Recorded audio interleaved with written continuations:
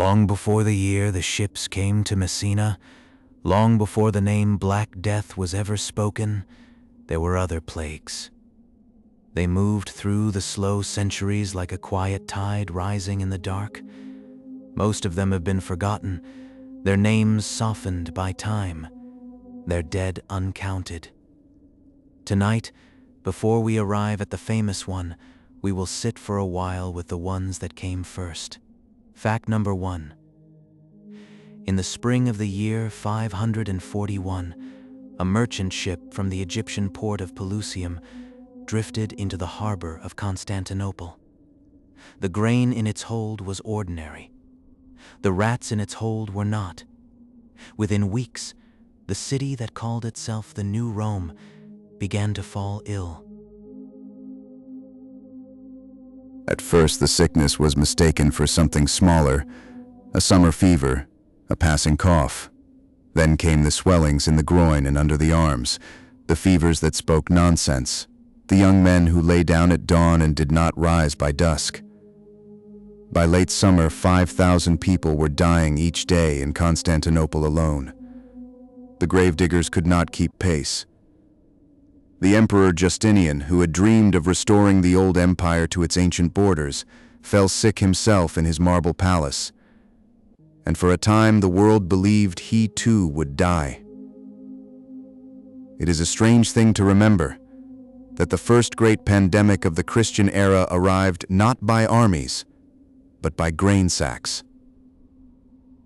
Empires, in the end, are undone by their appetites. Fact number 2. The Plague of Justinian did not end in that first terrible summer.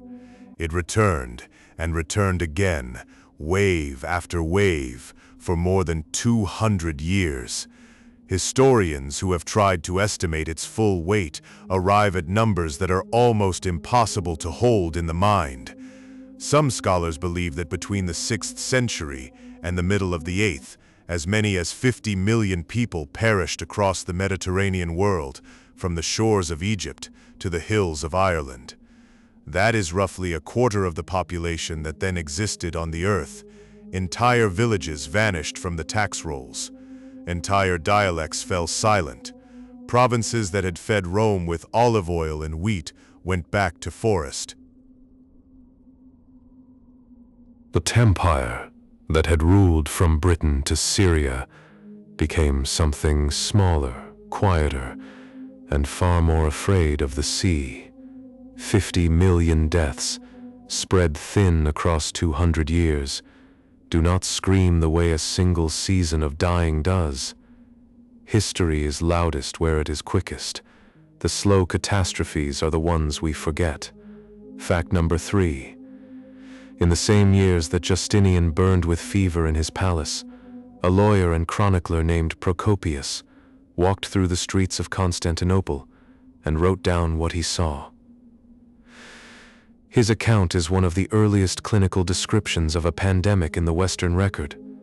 Procopius described the hallucinations that came before the fever.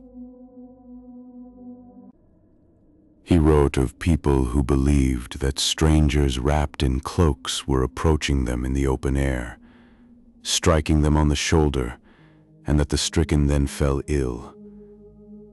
He described the black blisters the size of lentils that appeared on the skin, and the vomiting of blood that came at the end. He described how in certain houses there was no one left alive to close the doors, and how the dead were finally carried to the harbor and laid in the hulls of abandoned ships, which were then pushed out to sea. It is a gentle kind of horror, a boat drifting out with its cargo of silence. Procopius lived and wrote, and his words outlasted almost everything else of that age. Fact number 4. 4 centuries before Justinian, in the year 165 of the Common Era, Roman soldiers returning from a campaign in the east crossed the mountains back into the empire. They carried with them the usual spoils of war, silver and silk and stories. They also carried something else, something they could not see. The illness that followed came to be called the Antonine Plague, after the Emperor Marcus Aurelius Antoninus, who ruled while it burned through the legions. Modern scholars now believe it was most likely smallpox, appearing for perhaps the first time in the Mediterranean world. Over 15 years, it may have killed 5 million people, including 2 Roman emperors. The legions lost a quarter of their strength. Trade routes went quiet. Philosophers wrote their meditations on the shortness of life and meant every word. Marcus Aurelius, who had built a reputation on stoic calm, wrote in his private notebook that the plague was less to be feared than the falsehood of the human tongue. He was wrong, of course, but it was a kind wrong, and we have remembered it for almost 2,000 years. Fact number 5. In the city of Pergamon, at the edge of that same Antonine plague, a young physician named Galen watched his neighbors die. He wrote down what he saw, and he narrowly survived what he saw. Galen described the black pustules that rose in clusters across the chest and face, the diarrhea the color of wine, the fevers that rose for 9 days and then either broke or did not. He was not modest about his reputation, and when the plague reached Rome, the emperor himself summoned him to court. Galen slipped away before the worst of it, pleading other business, and lived to be nearly 90. His writings would shape European medicine for the next 1,300 years.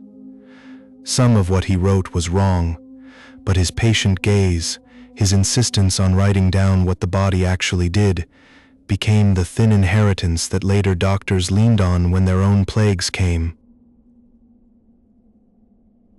There is a kind of courage in staying, and there is a kind of wisdom in leaving. The difficulty is knowing which is which and when. Fact number 6. A lesser-known pestilence settled over the Roman world between the years 250 and 270. We call it the Plague of Cyprian, after the Bishop of Carthage, who watched it tear through North Africa and wrote letters to his congregation about how to die. Cyprian described a disease that began with violent diarrhea and vomiting, proceeded to a burning fever, and ended with blindness, deafness, and the loss of the feet. At the height of the outbreak in the city of Rome, some 5,000 people are said to have died every day. For a brief and terrifying season, the emperor could not find enough soldiers to man the northern borders, and the empire was forced to quiet diplomacy with the very barbarians it had spent a century threatening. Some historians now suspect a hemorrhagic virus, something in the family of Ebola. Others hold out for smallpox again, or for influenza. The name of the illness is lost. The bishop's name survived, because he wrote letters. The written word in the end is a small lantern we leave behind for strangers. Fact number 7. In the 6th century, a bishop in Gaul named Gregory of Tours began keeping a history of his own troubled time. He wrote of earthquakes and floods and civil wars. He also wrote of pestilence, over and over, as if it were simply another season of the year. Gregory described a plague that entered the town of Clermont during Easter week.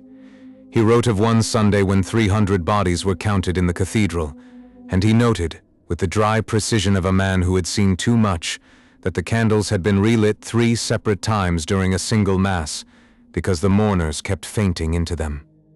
In another year he described a disease that left black marks like coins on the skin of the stricken, and he wondered briefly whether the coins were a punishment for the old taxes.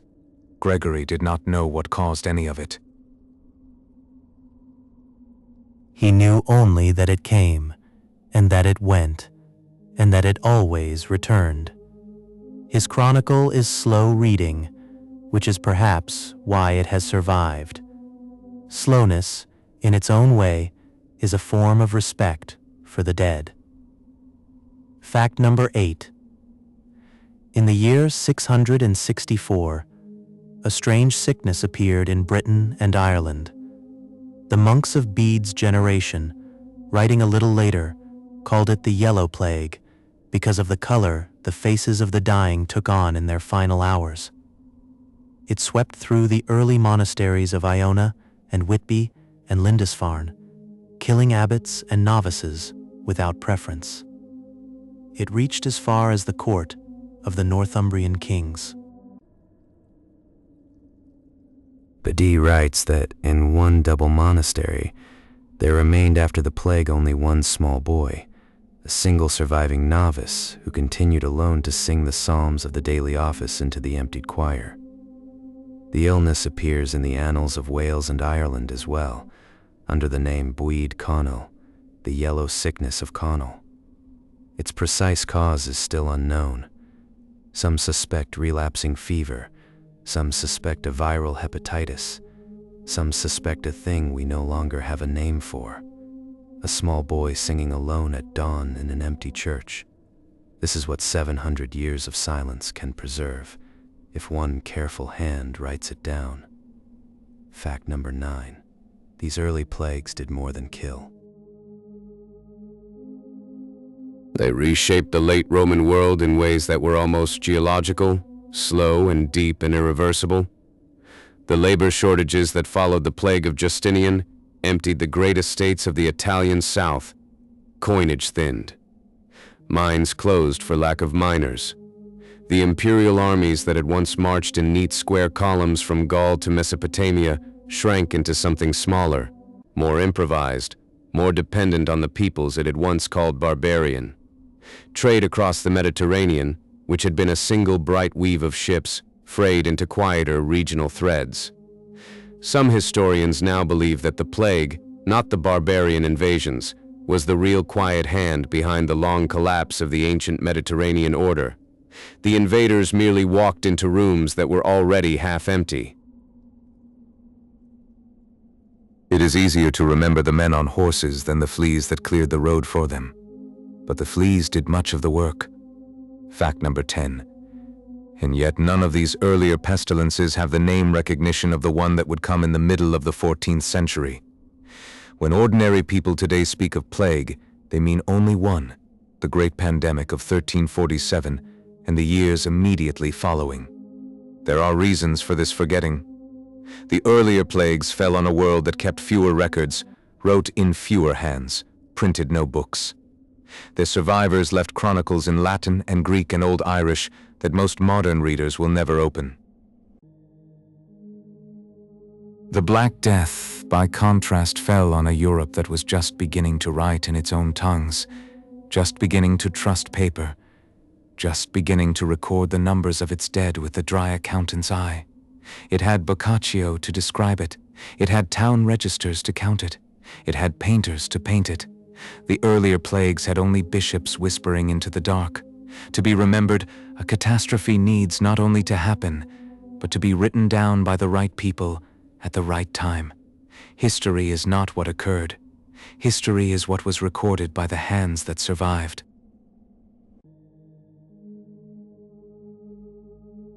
We come now to the one that everyone remembers. It began in the warm autumn of the year 1347, at the edge of the island of Sicily. In the 3 years that followed, it killed between a third and half of every living soul in Europe. We will spend some time here, walking slowly through its rooms. Fact number 11. In October of the year 1347, 12 Genoese galleys limped into the harbor of Messina on the northeast coast of Sicily. They had come from the Black Sea, from the trading colony of Caffa, where something terrible had begun. The harbor officials of Messina went down to the docks to greet them, as was custom. What they found on board disturbed them. Most of the sailors were already dead. The few who were still living were in a condition the officials had never seen. Their skin was mottled with black patches. Their necks and armpits were swollen with lumps the size of eggs. They vomited blood. They spoke between fevers of an illness that had followed them over the sea. The authorities ordered the ships driven out of the harbor, but by then it was too late. A cat, a rat, a flea, a departing sailor, and the harbor city of Messina had begun to die. It is strange to think that one damp afternoon at a Sicilian dock is the hinge on which so much of European history turns. The great events almost never look like great events when they happen.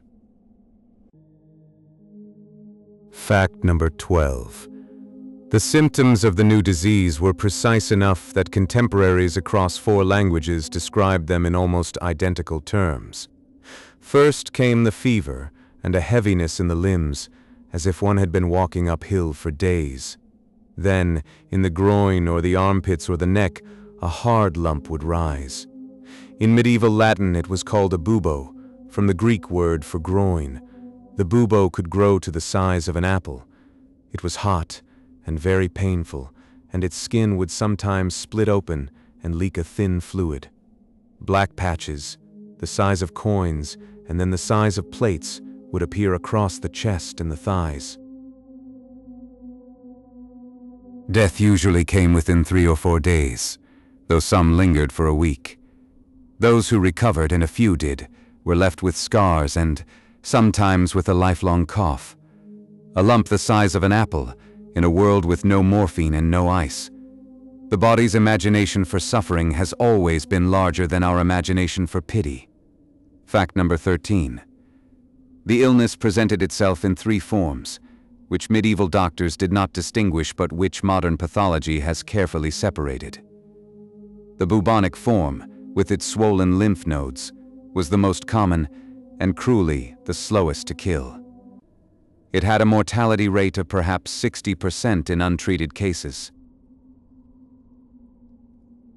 The pneumonic form struck the lungs, spread through coughs and exhalations from person to person, required no fleas, and killed within 2 or 3 days in nearly every case.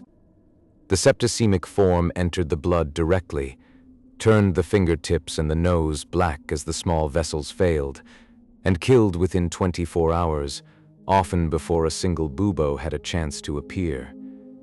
Modern researchers believe that the Black Death, as it moved through northern Europe in winter, was largely the pneumonic form, which is why it traveled faster and killed more thoroughly than the old rat-borne versions had done elsewhere. 3 doors into the same dark room.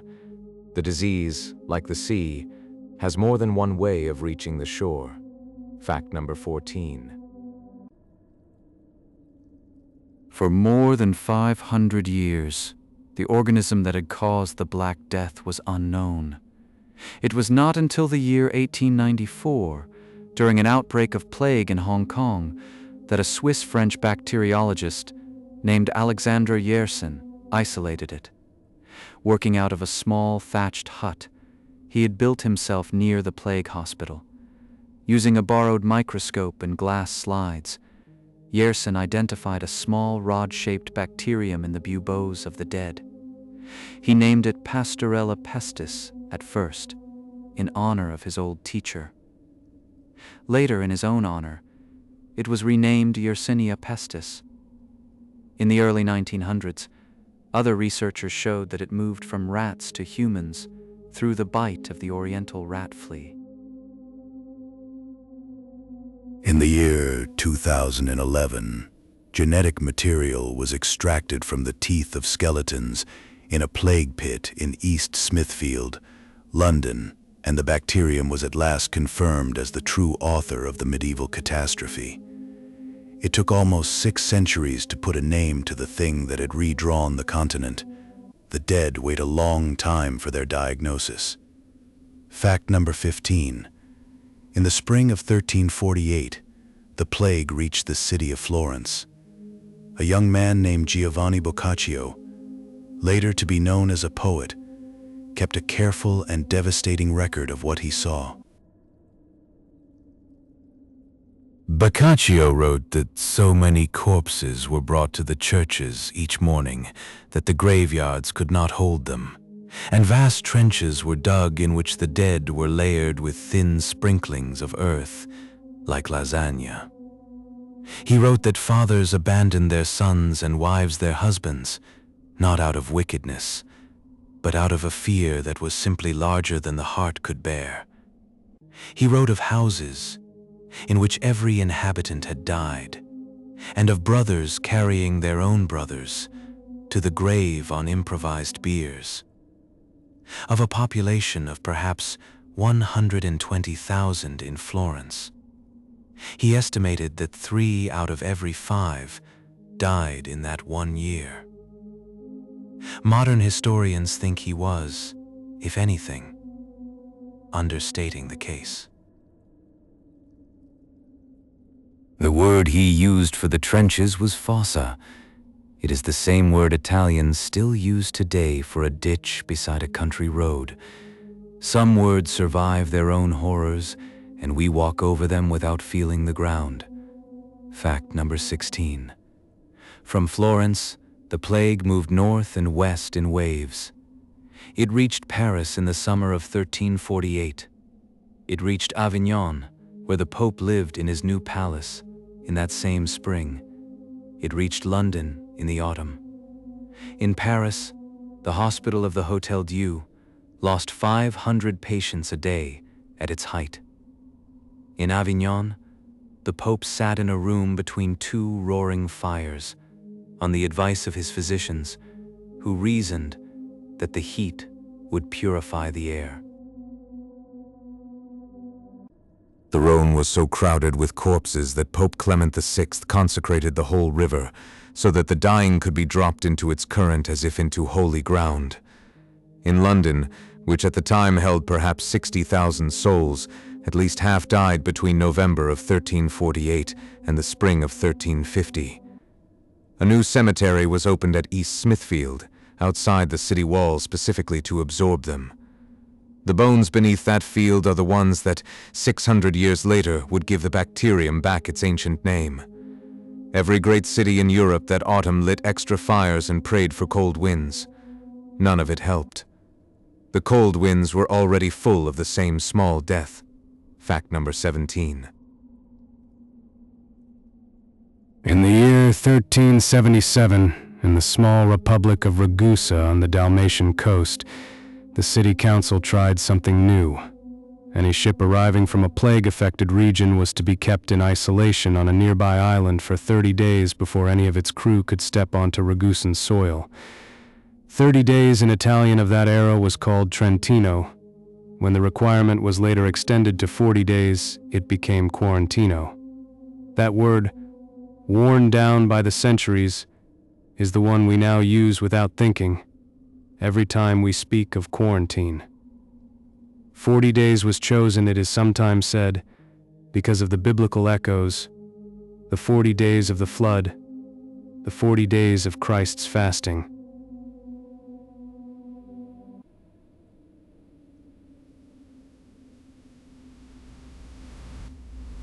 The real reason is probably simpler.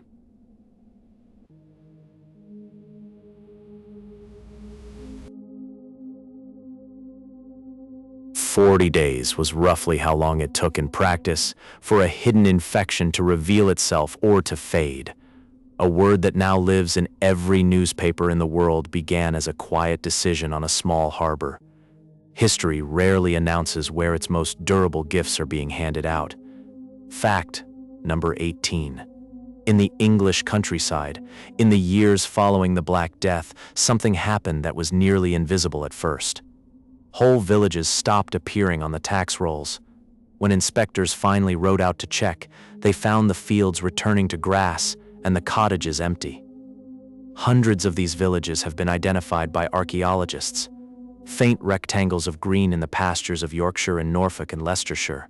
Warren Percy is the most famous. Its bones still show if you walk there at dusk, as low undulations in the turf. The last inhabitants are thought to have simply walked away, carrying what they could to find work in towns where other people still lived. The abandoned villages were never rebuilt. The English language still carries, in its older maps, the word lost before place names, like small flags of mourning. Lost Barton, Lost Egton, Lost Thorpe. A village is easy to abandon. A village is difficult to re-inhabit. The land remembers what people forget. Fact number 19. The sudden shortage of laborers after the plague shifted the balance of power between peasants and lords in ways that no manifesto had ever managed. Wages rose and rose again, and then rose some more. In England, the Statute of Labourers, passed in 1351, attempted to freeze wages at their pre-plague levels by royal decree. The decree did not work. Peasants who had lost half their neighbors could, for the first time in memory, walk off a manor and be hired by the next one down the road, often at double the pay. Within a generation, the old system of tide serfdom, which had seemed as permanent as the hills, began to crack open. The Peasants' Revolt of 1381, which saw English villagers march on London and demand the end of bondage altogether, was the loud end of a quieter transformation that the plague had begun by thinning the hands that worked the soil. Economics, in the long run, is shaped less by policies than by who is left alive to say no. The dead, in their own way, negotiate for the living. Fact number 20. The trauma of the Black Death did not end when the burying stopped. It settled into the art and literature of Europe, into its sermons and its lullabies, and it stayed there for generations. The figure of the Dance of Death, the Dance Macabre, appeared in frescoes on the walls of cemeteries and cloisters, a grinning skeleton taking the hand of a pope, a king, a child, a laborer, leading each one gently into the line. The plague processions, with their barefoot penitents and their whipped backs, crossed and recrossed the German-speaking lands.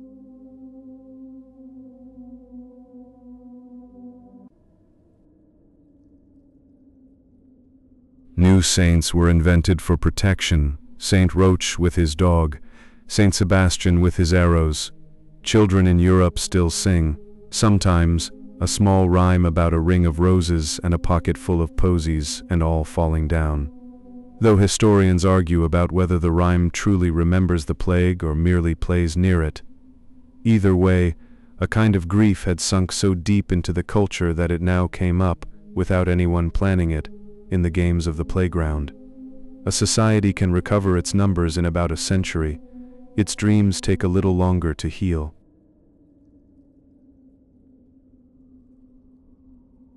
Not all of the plagues of the Middle Ages killed cleanly. Some moved through villages in ways we still do not fully understand. Some looked less like diseases than like collective spells. Tonight, we will sit with the strangest of them. Fact number 21. In the middle of July, in the year 1518, in the city of Strasbourg, a woman named Frau Trophia stepped out of her house into the street and began to dance. She danced without music. She danced without a partner. She danced in a silence that her neighbors found harder to bear, eventually, than any song would have been. The chronicles say she danced for 6 days, pausing only to collapse briefly and then resume, her shoes worn through, her feet bloodied on the cobblestones. Her husband is said to have watched her through the window for the first afternoon, then to have walked slowly to the tavern, and not come home until evening. By the end of the first week, more than 30 other citizens had begun to dance beside her. The city fathers convened. They did not know what to do. A woman stepping quietly out of her house into an ordinary July afternoon and stepping into the most famous unexplained event of the 16th century. The door between the usual and the unbearable is often thinner than we think. Fact number 22.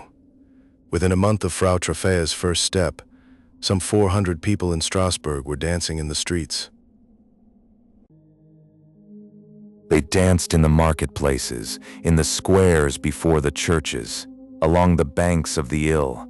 The chronicles describe their faces as lacking in joy. Their eyes were open but unfocused. They did not speak. They did not seem to hear those who called to them. Several dropped dead in mid-step, and their bodies were carried aside, and the others continued to dance around them. Contemporary witnesses spoke of the dancers being overtaken by a kind of compulsion, as if the muscles were obeying a command the mind could no longer hear. At the height of the outbreak, perhaps 15 people a day were dying, from strokes, from heart attacks, from sheer exhaustion. A city learns strange arithmetic in such weeks. 1 foot can carry a body many miles. A crowd of feet, dancing nowhere, can carry a city out of its own reason. Fact number 23. The magistrates of Strasbourg did what governments often do in the face of an illness they do not understand. They consulted their physicians. Their physicians gave an answer that, in hindsight, reads as astonishing. The doctors declared that the dancing was caused by overheated blood, and that the only cure was more dancing, so that the excess heat could be worked out through the limbs. Accordingly, the city hired professional musicians. It erected wooden stages in 2 market squares. It paid strong men to hold up dancers who were flagging, so that they might continue to dance. The result, predictably, was catastrophic. More citizens joined the dance. More died.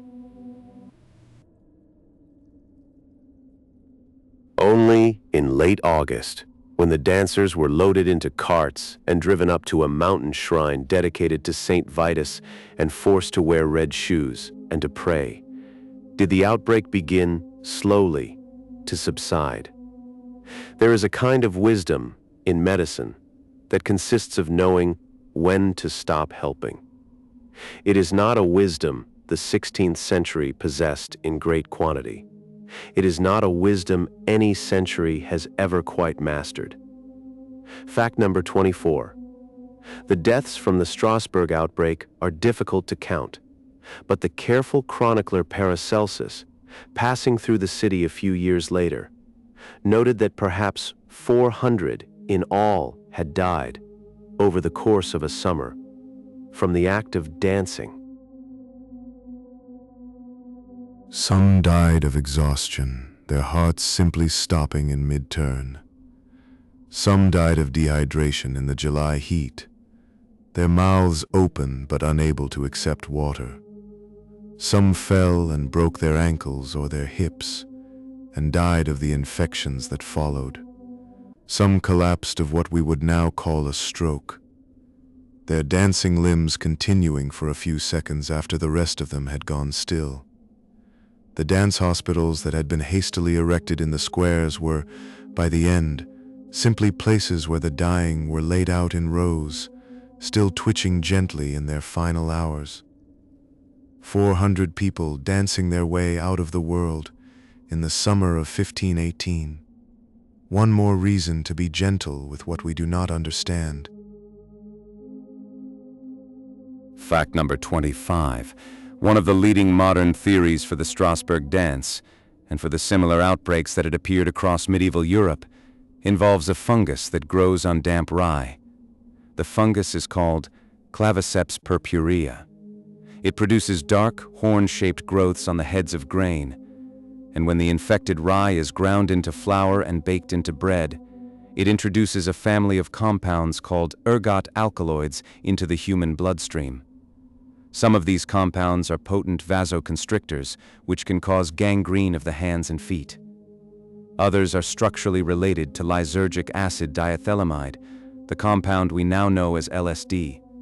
Ergot poisoning, in its convulsive form, can produce exactly the symptoms the chronicles describe: spasmodic movements, hallucinations, a sense of being driven from within. Whether Strasbourg in 1518 had a bad rye harvest is a question that has never been settled. The evidence is suggestive, but not complete. A fungus no larger than a fingernail, riding silent on a stalk of grain, entering a kitchen by an open door. Most catastrophes begin on a smaller scale than we remember. Fact number 26. Long before the dance of Strasbourg, another affliction moved through the villages of Europe, and it was called St. Anthony's fire. Those who caught it would begin to feel a burning in their hands and feet, as if they had been thrust into coals. The fingers and toes would darken, then blacken, then simply fall off, sometimes cleanly at a joint, so that the sufferer could place them on the table in a neat line and stare at them. Women lost infants in the womb. Men spoke of demons clawing at the soles of their feet. It was the convulsive and gangrenous sister disease of what would later be recognized as the same ergot poisoning. Monasteries dedicated to St. Anthony sprang up across France and Germany, places where the afflicted could be fed bread baked from clean, untainted wheat, and where very often they slowly recovered simply by being given a different loaf. A disease cured by a different bakery. The simplest answers in medicine are often the ones that take the longest to see. Fact number 27. In the year 994, in the region of Aquitaine in southwestern France, St. Anthony's fire came down with a ferocity that the chronicles still flinch to describe. A wet summer had rotted the rye. The bread of autumn was poisoned without anyone knowing. Within a few months, more than 40,000 people are said to have died in a region that held perhaps 500,000. The contemporary chronicler Adhemar of Chabannes wrote of fields full of the writhing bodies of the afflicted, of limbs turning the color of burnt wood, of an entire countryside that seemed to have been set alight from beneath the skin. In the following year, the Duke of Aquitaine ordered the building of shrines, and the faithful walked from village to village carrying the relics of Saint Martial, hoping to draw the fire out of the ground. It took almost 1,000 years to understand that the real villain was a small dark growth on a stalk of grain. For 900 of those years, we blamed ourselves, and the saints, and the devils in between. Fact number 28. In the south of Italy, in the region around the city of Taranto, yet another strange affliction persisted for centuries. It was called tarantism. Its victims were said to have been bitten by a local spider, and the only cure was, again, to dance. Those who claimed to be afflicted would fall into trances, would weep, would speak of a heaviness in the heart that could not be lifted. Musicians would be summoned. They would play a fast, bright melody called a tarantella, and the sufferer would rise and begin to whirl, sometimes for hours, sometimes for days. When the dance was complete, the victim would collapse into sleep, and wake, it was said, cured. Modern researchers now believe that the spider bite was almost always imaginary, and that tarantism was a culturally sanctioned outlet for grief and frustration in a society that otherwise allowed its poorer women very little room to speak. The spider, in other words, was a permission slip, and the dance was an ancient form of therapy dressed in a story about a bite. Sometimes a culture invents a small fiction so that a great truth can finally be spoken. It is one of the kinder things cultures can do. Fact number 29. Alongside ergot and the tarantella, there exists a third leading theory for the great dancing manias of the Middle Ages, the psychogenic theory. Under this reading, the outbreaks were a kind of mass hysteria produced by shared trauma and shared belief. In the years leading up to Strasbourg, the region had suffered back-to-back failed harvests, a smallpox outbreak, the unexplained disappearance of several local children, and a long winter of rising bread prices. The population was already in a state of sustained grief. There was, in addition, a local folk belief that Saint Vitus could punish the unfaithful by causing them to dance until they died. In such a climate, psychologists argue, a single unusual case, a woman alone in the street, her feet moving of their own accord, could trigger a cascade of imitation that neither reason nor government could halt. The dance was real. The compulsion was real. Its source was in the shared mind of a traumatized city. Grief, unspoken for long enough, will eventually find its own feet. Sometimes it walks out of the house at the wrong hour and takes the neighbors with it. Fact number 30. It is easy from the comfort of a later age to look back and smile at the medieval doctors who could not tell a disease from a demon. It is also unfair. The men and women of the 14th and 15th centuries had inherited a medicine in which the body was believed to be a vessel of 4 humors: blood and bile, and black bile and phlegm, and in which illnesses came from their imbalance, or from the bad air of swamps, or from the unlucky conjunction of planets. They had no germ theory. They had no understanding of fungi, no understanding of ergotism, no understanding of the fleas in their own straw beds.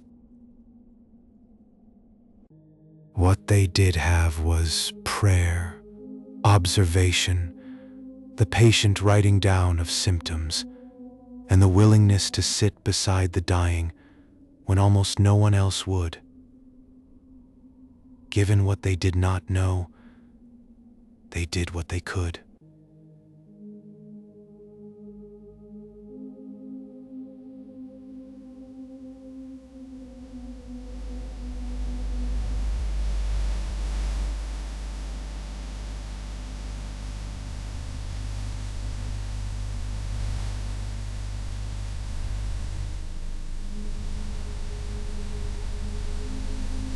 What was happening to them? And they often guessed wrong, and sometimes, in their guessing, they laid down the first careful notes that the next century would build upon. A future.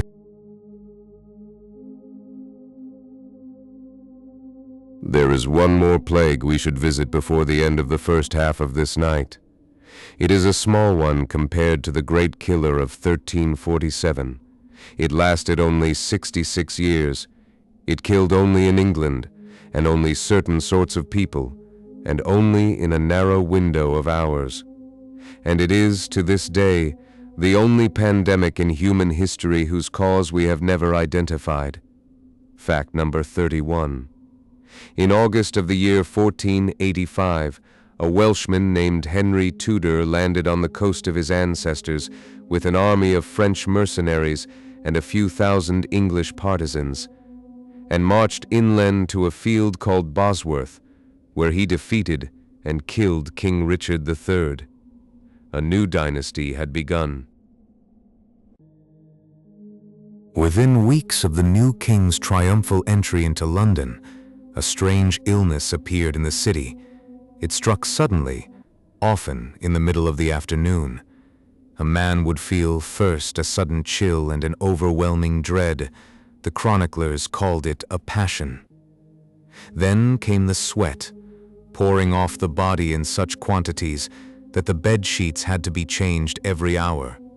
Then came the fever, the delirium, the racing heart, and then, very often, death.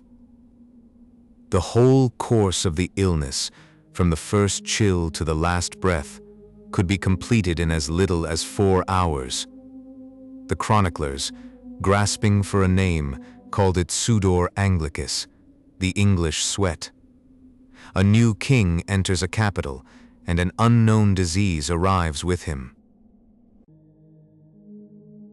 For centuries afterward, it was whispered that the sweat had come with Henry's mercenaries from the French coast. No one ever proved it. But the sweat did seem to follow the Tudors for their first 3 generations, and no one could quite say why. Fact number 32. What set the English sweat apart from every other plague of the age was its speed. The Black Death, at its worst, killed in 3 or 4 days. The sweat, at its worst, killed before sundown. A merchant who had breakfast in good health might feel the first chill as he sat down to a late midday meal. He would excuse himself from the table, climb to his bed, and within an hour be sweating through his nightshirt. Within 2 hours he would be in delirium, calling for his mother and speaking of distant childhood meadows. Within 4 hours he might be dead, his pillow soaked, his face the color of parchment. Those who survived the first night almost always survived in full, with no lasting symptoms. Those who did not were usually gone before the candles were lit. There was not, in any meaningful sense, time to pray. It is a strange mercy, and not only a mercy. There are things we understand only by sitting beside them. The sweat did not permit this. It was a disease that took its victims without allowing anyone, including the victim, to say goodbye. Fact number 33. Unlike most medieval plagues, which fell hardest on the poor, the crowded, and the malnourished, the sweating sickness seemed to prefer a different population. It preferred the young and the prosperous, especially young men in the prime of life. Chroniclers noted, with a kind of bewildered horror, that the dying were often the very people who should have been the strongest, wealthy merchants, courtiers, officers of the guilds, young abbots newly confirmed in their posts. 2 Lord Mayors of London died of the sweat in a single week. Oxford lost many of its fellows in a single summer. The courts of kings were repeatedly thinned. The poor, who might have expected their usual share of any disaster, were strangely spared. Some modern researchers have suggested this pattern indicates that the sweat relied on a mode of transmission favored by well-heated rooms, close-tailored clothes, and crowded chambers, settings that the rich inhabited more fully than the poor. In a world whose other diseases mostly punished the poor, the sweat felt like a kind of dark correction. No one rejoiced in it, but more than one peasant, watching a tax collector carried past in a sheet, must have allowed himself a small, quiet thought. Fact number 34. Between the year 1485 and the year 1551, the English sweat returned in 5 distinct outbreaks. Each lasted only a few weeks or months. Each vanished almost as quickly as it had arrived. The outbreaks came in the years 1485, 1508, 1517, 1528, and 1551. Between the outbreaks, the disease seemed to vanish entirely. It left no endemic reservoir in the English countryside, no slow simmer in the towns, no traces in the chronicles. Then it would reappear, usually in a single summer, move through the country for a few months, and vanish again. Each outbreak took thousands of lives, sometimes tens of thousands. And each time, when it was over, no physician in Europe could say where it had gone, or whether it would ever come back. a disease with no ancestors and no descendants. Like a comet that enters the inner solar system, burns brightly for a season, and then departs into the dark for a century. Fact number 35. The worst of the outbreaks, by most counts, came in the summer of 1528. It coincided with a political storm. King Henry VIII was deep in the process of trying to annul his marriage to Catherine of Aragon, so that he could marry the young Anne Boleyn. When the sweat reached London that June, the king did not wait. He left the capital. He moved with a small retinue from country house to country house, riding ahead of the rumors of sweat. He dismissed all but a few of his servants.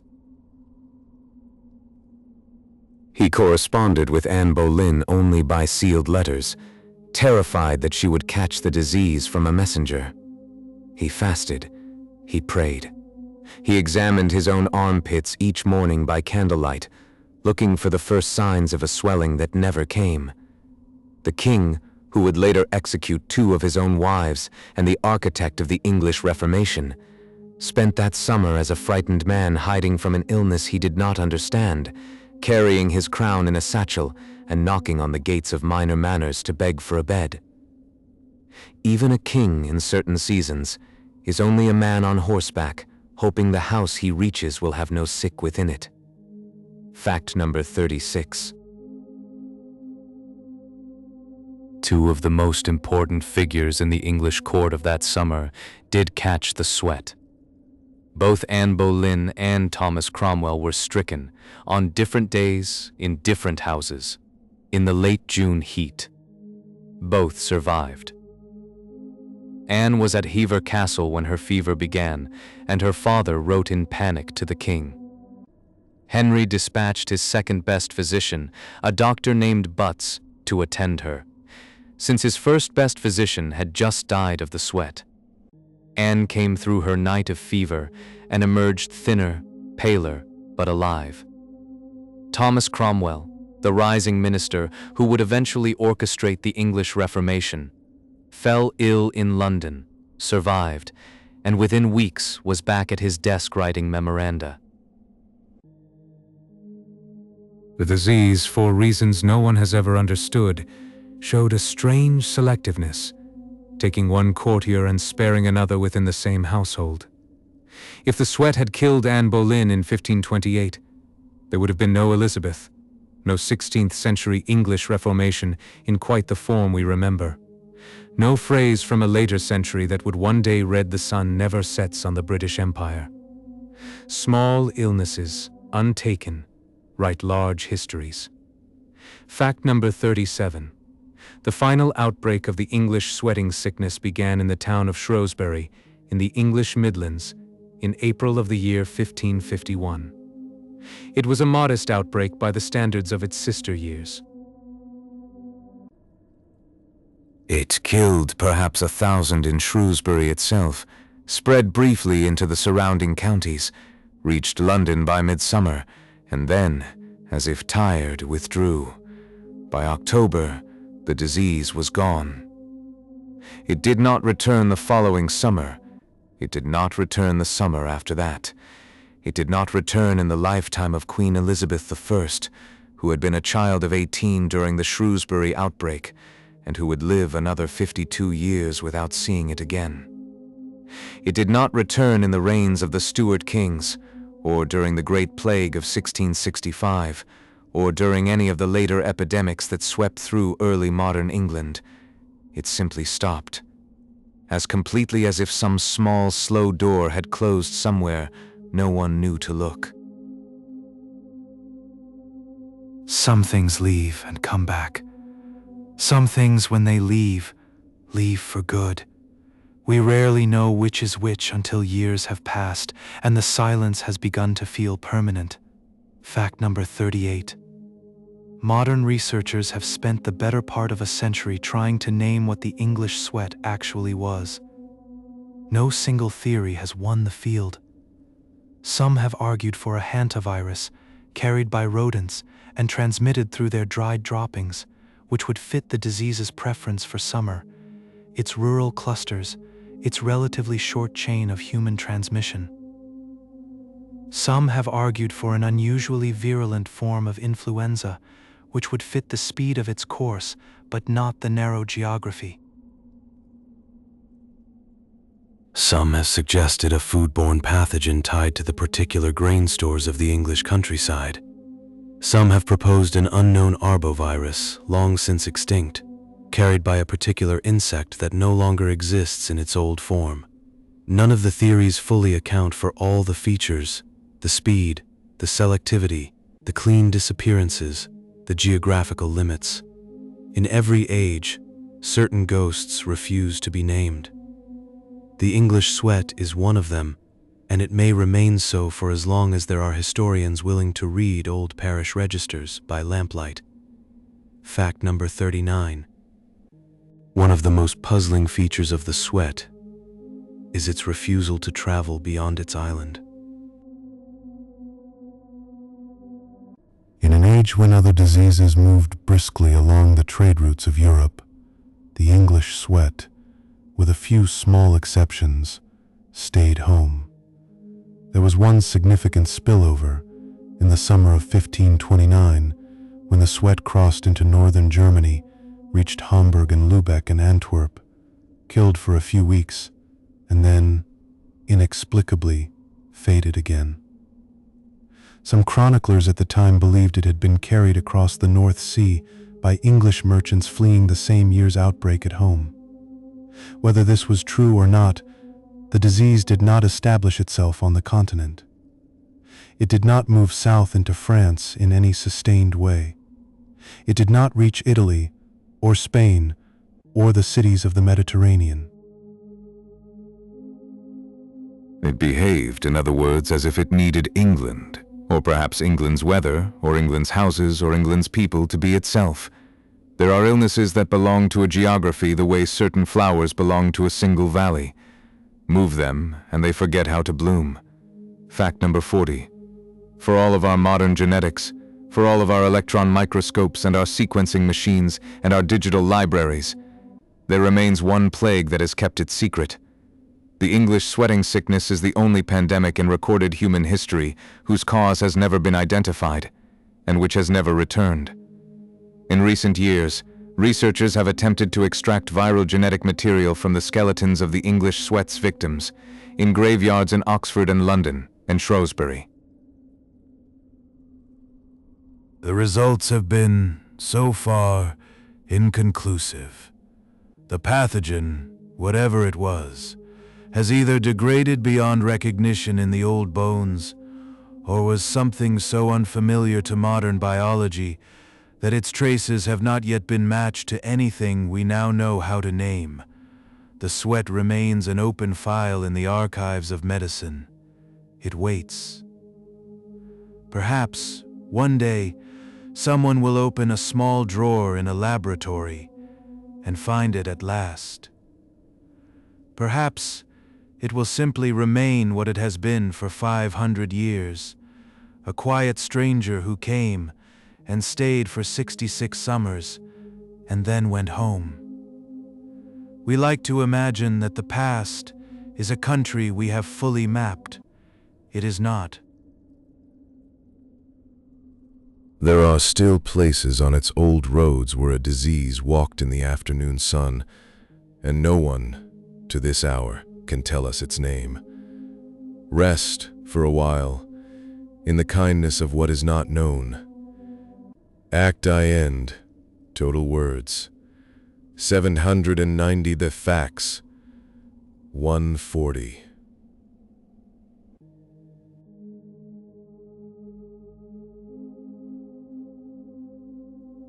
The sweating sickness vanished as strangely as it had come, leaving behind only the smell of wet linen. But long before the sweats, another illness had been moving through Europe at a slower pace. It did not kill in hours, it killed in decades. It did not empty villages, it emptied faces. Fact number 41. Somewhere in northern France, in the year 1200, a man walks toward a church he has known since childhood. The bells are ringing, but they are not ringing for a wedding. They are ringing for him. He has been diagnosed with leprosy, and today the parish will perform his funeral while he is still alive. The priest meets him at the door, dressed in black. The choir sings the prayers for the dead. He lies upon a bier. A black cloth is drawn over his body. Earth is sprinkled on the cloth from a small wooden bowl. To the village, from this moment forward, he is no longer a villager, no longer a neighbor, no longer, in the eyes of the law, even fully a person. He is a soul set loose from its old life, allowed to wander the edges of the world until the disease finishes its slow work. There is something merciful and something monstrous in a funeral that ends with the dead man walking out of the church. Leprosy, in medieval Europe, was the only illness severe enough to require the living to be mourned. Fact number 42. The ritual had a name. It was called the Mass of Separation, Missa Separationis, and liturgical manuscripts from the 12th and 13th centuries preserve its full order. It was a Mass performed for a specific and very peculiar purpose: the removal of a living human being from the community of the healthy, the community of the parish, the community of the baptized as it existed in the ordinary daylight. After the funeral prayers, the priest read aloud a list of prohibitions. The leper might never again enter a church.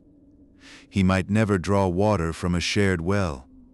He might never wash in the village stream. He might never touch a child who was not already his own, never eat from a common bowl, never speak to a stranger except at a distance and downwind, so that his breath would not travel. These were not suggestions. They were the new conditions of his existence. Historians sometimes call this ritual a civil death. The disease may have taken years to complete its work. The society around the leper finished him in a single afternoon. Fact number 43. After the Mass of Separation, the leper was given an object he would carry for the rest of his life.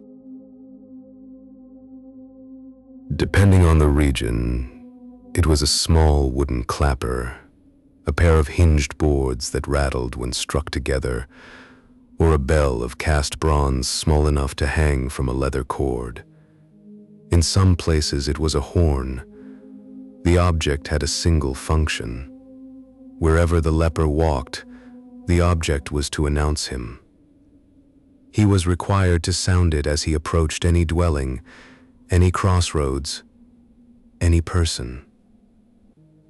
Travelers heard the dry wooden rattle from down the road and knew to step aside. Children who heard the bell in the distance learned to run home.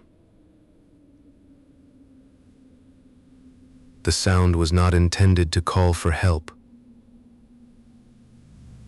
It was intended to clear the path. It is a very strange kind of music, a small bell that is its own eviction notice.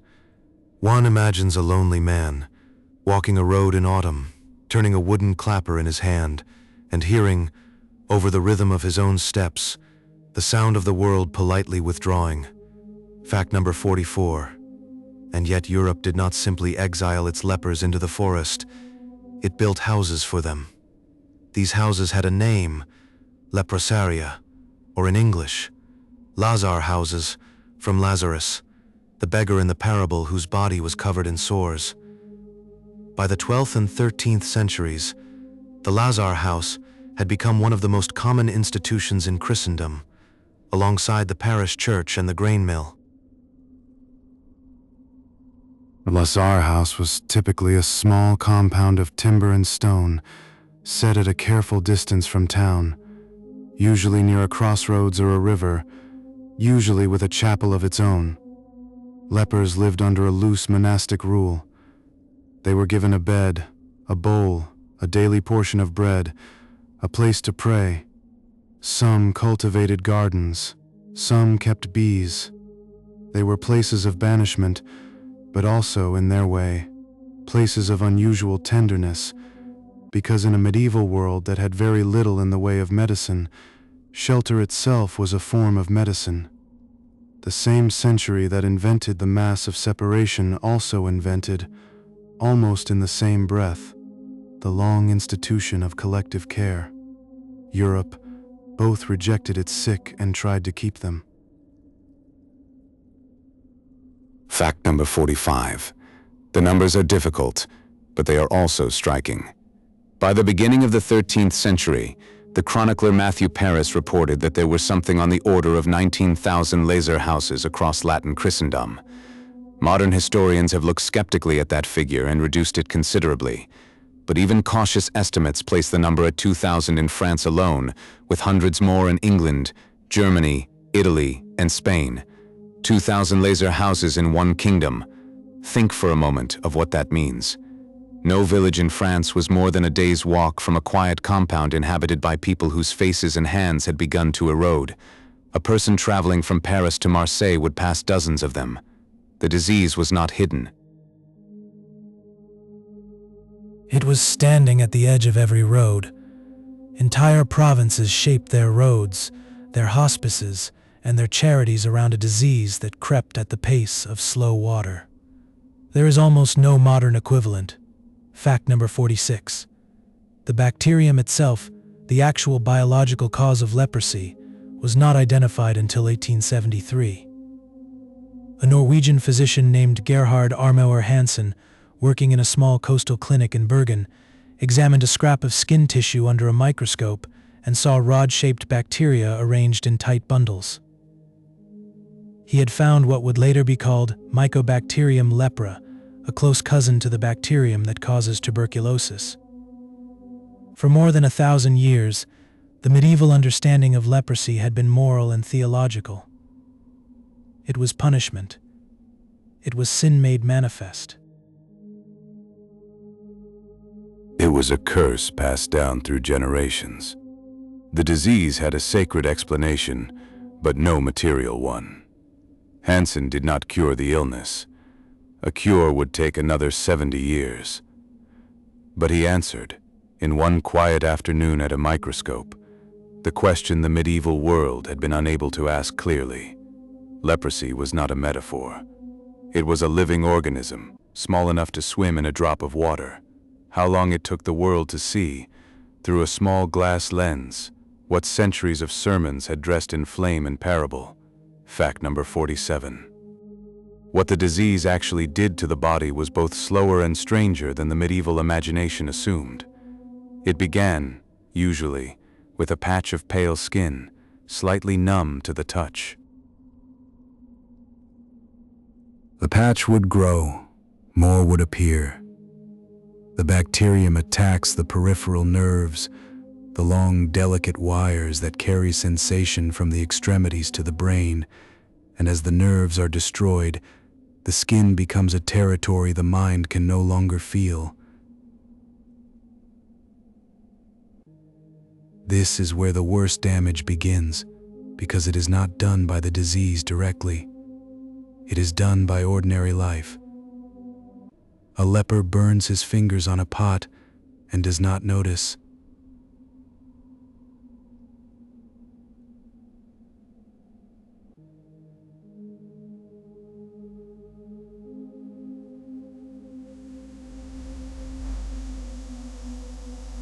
A leper steps on a nail and walks for 3 days before seeing the wound.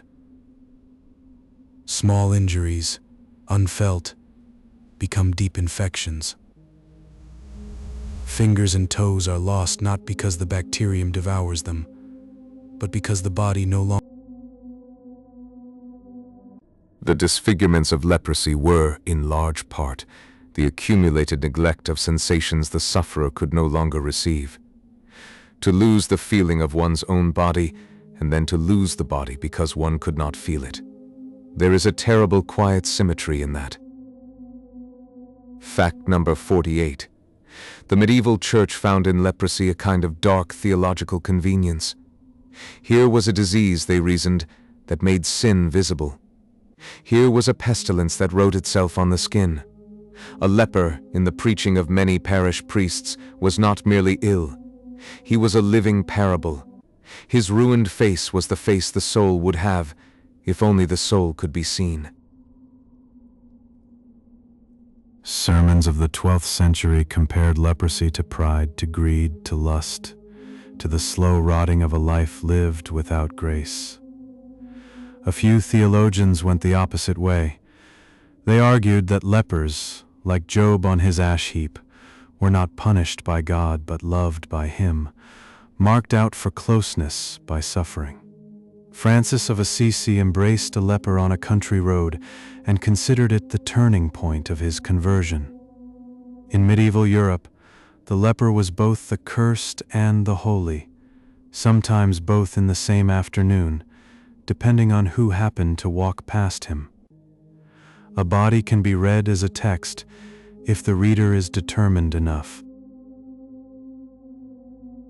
The medieval world read leprosy as scripture, and the scripture gave it meaning, and the meaning, in the end, helped no one who had it.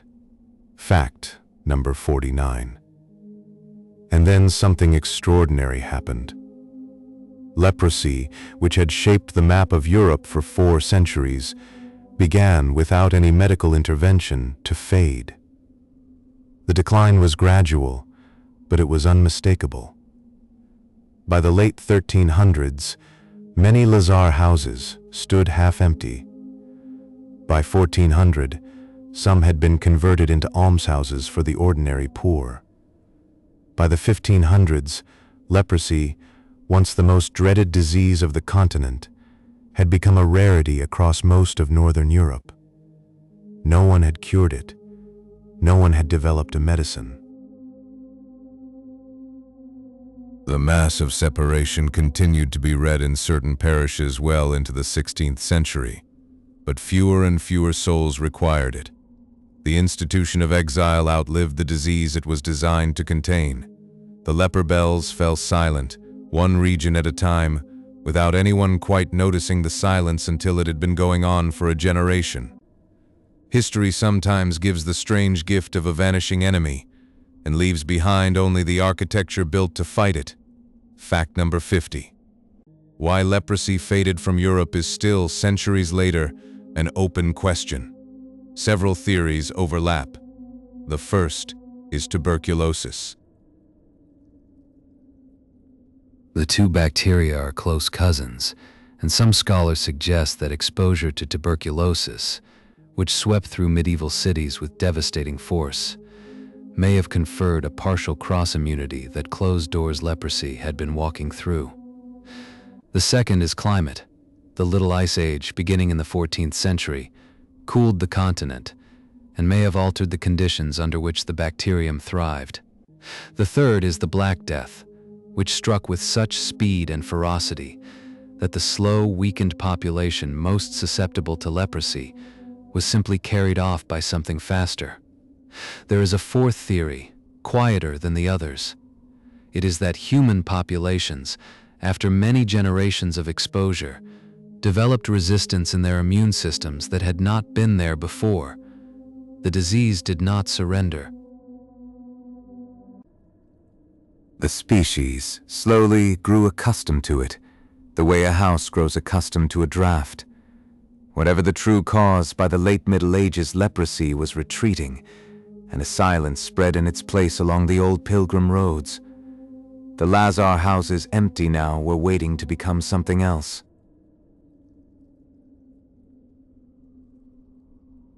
But Europe was not to be left in peace. As leprosy was fading into memory, a new disease was preparing to arrive, a disease so startling in its sudden appearance that chroniclers would search for decades for a name that fit it. It would come from the south, or perhaps from across the ocean. It would move with armies, with travelers, with the restless traffic of a changing continent, and it would leave behind the first great pandemic of the modern age. Fact number 51.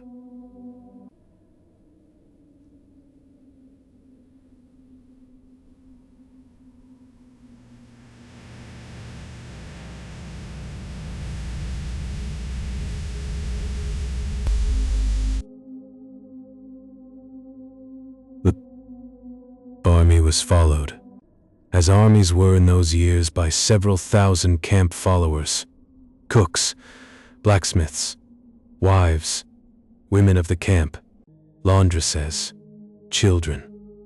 The long tale of humanity that every medieval war dragged behind itself. The army reached Naples early in 1495.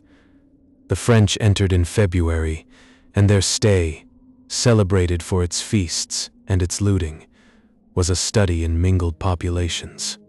Soldiers drank with citizens. Soldiers slept with citizens. Mercenaries from every corner of the continent, and local Neapolitans, and Spanish defenders who had been there before the French arrived, all circled through the same taverns and the same rooms. No one in that winter knew that history was quietly writing a new page. A disease was gathering itself in that crowded city, and it was about to step out into the light. Fact number 52. By the summer of 1495, the soldiers in the French army began to fall ill. The sickness did not look like anything the field physicians recognized. It began with fever.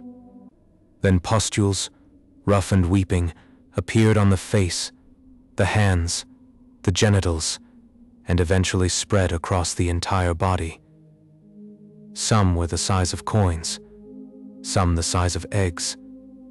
They formed a crust that cracked and bled with the smallest movement. Beneath the skin, the illness continued its work. The soldiers complained of a deep bone pain that came at night, a dragging ache in the long bones that no posture relieved and no wine dulled. Some men went mad. Some lost their noses to erosion. Some died within months. Others carried the disease home to their villages and seemed, for a time, to recover, only to begin a second, longer illness decades later. It was so unlike the plagues Europe had known that the physicians hesitated to give it a name at all. A new disease, in a medieval world that believed most suffering had already been catalogued, was almost theologically shocking. It had to mean something. It took centuries to learn that it did not. Fact number 53. Every nation named the disease after another. In France, they called it the Neapolitan sickness because it had struck their soldiers during the siege of Naples. In Italy, they called it the French disease because it arrived with the French army. In the Low Countries, it was the Spanish sickness. In Russia, it was the Polish sickness. In Poland, it was the German sickness. In the Ottoman Empire, it was the Frankish disease, meaning simply the disease of the Western peoples. Japanese physicians, reached by it within a few years through Portuguese sailors, called it the Chinese sickness, or sometimes the Portuguese sickness, depending on which foreign ship had recently been in harbor. It was always someone else's fault. It was always carried in by strangers. Almost every language named the disease after a neighboring country, as though the truth about where a plague came from mattered less than the chance to quietly blame a nation one did not like. Disease, like war, is often named by those who wish to remember it a certain way. The names told more about borders than about biology. Fact number 54. It was finally given a literary name in 1530, in a long poem written by a physician in Verona named Girolamo Fracastoro. The poem was a piece of Renaissance Latin verse in the style of Virgil, composed to impress patrons and explore the disease through allegory. At the center of the poem was a shepherd, a young man named Syphilis, who had offended the sun god and was punished with the new affliction as a curse upon the whole world. The name caught on. Syphilis became syphilis, and gradually the embarrassed nations of Europe dropped the habit of blaming one another and agreed to call the disease by its poem. This is how Renaissance medicine often worked. Physicians wrote poetry, and poetry, sometimes, wrote back into medicine. The word syphilis, which we still use today in clinics and textbooks, was born not in a dissection room, but in a Latin eclogue about a shepherd. A disease named by a poem. A sickness that traveled with armies and was given a quiet, mythological alibi. The Renaissance would do stranger things, but few of them lasted longer. Fact number 55. Where did syphilis actually come from? This is the question that has haunted historians of medicine for 500 years. The most famous answer is the Columbian hypothesis. Columbus had returned from his first voyage to the Americas in 1493, only 2 years before the Naples outbreak. Sailors from his cruise had by all accounts mingled widely with the Mediterranean port cities on their return. The timing seemed to align. The hypothesis was first articulated in the 16th century and has been debated ever since. Supporters of the theory point to the sudden, severe, and apparently unprecedented outbreak that followed Columbus's return by a matter of months. They point to skeletal remains in the New World that show unmistakable syphilitic damage dating back centuries before European contact. They describe the disease as, in a dark sense, the unintended return gift of the voyages of discovery. A small, silent passenger crossing an ocean in a wooden ship and disembarking in a harbor without papers. History sometimes travels by caravel.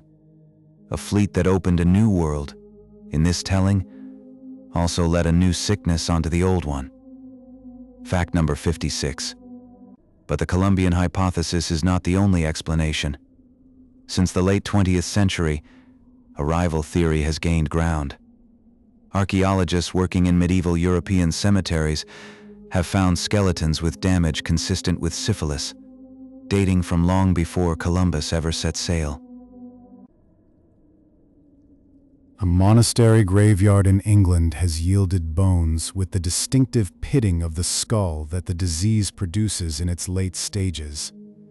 Similar evidence has appeared in Pompeii and in medieval Italian port towns. The pre-Columbian theorists argue that syphilis was already present in Europe, perhaps in a milder form, before 1495. Something happened in the final years of the 15th century that changed the disease.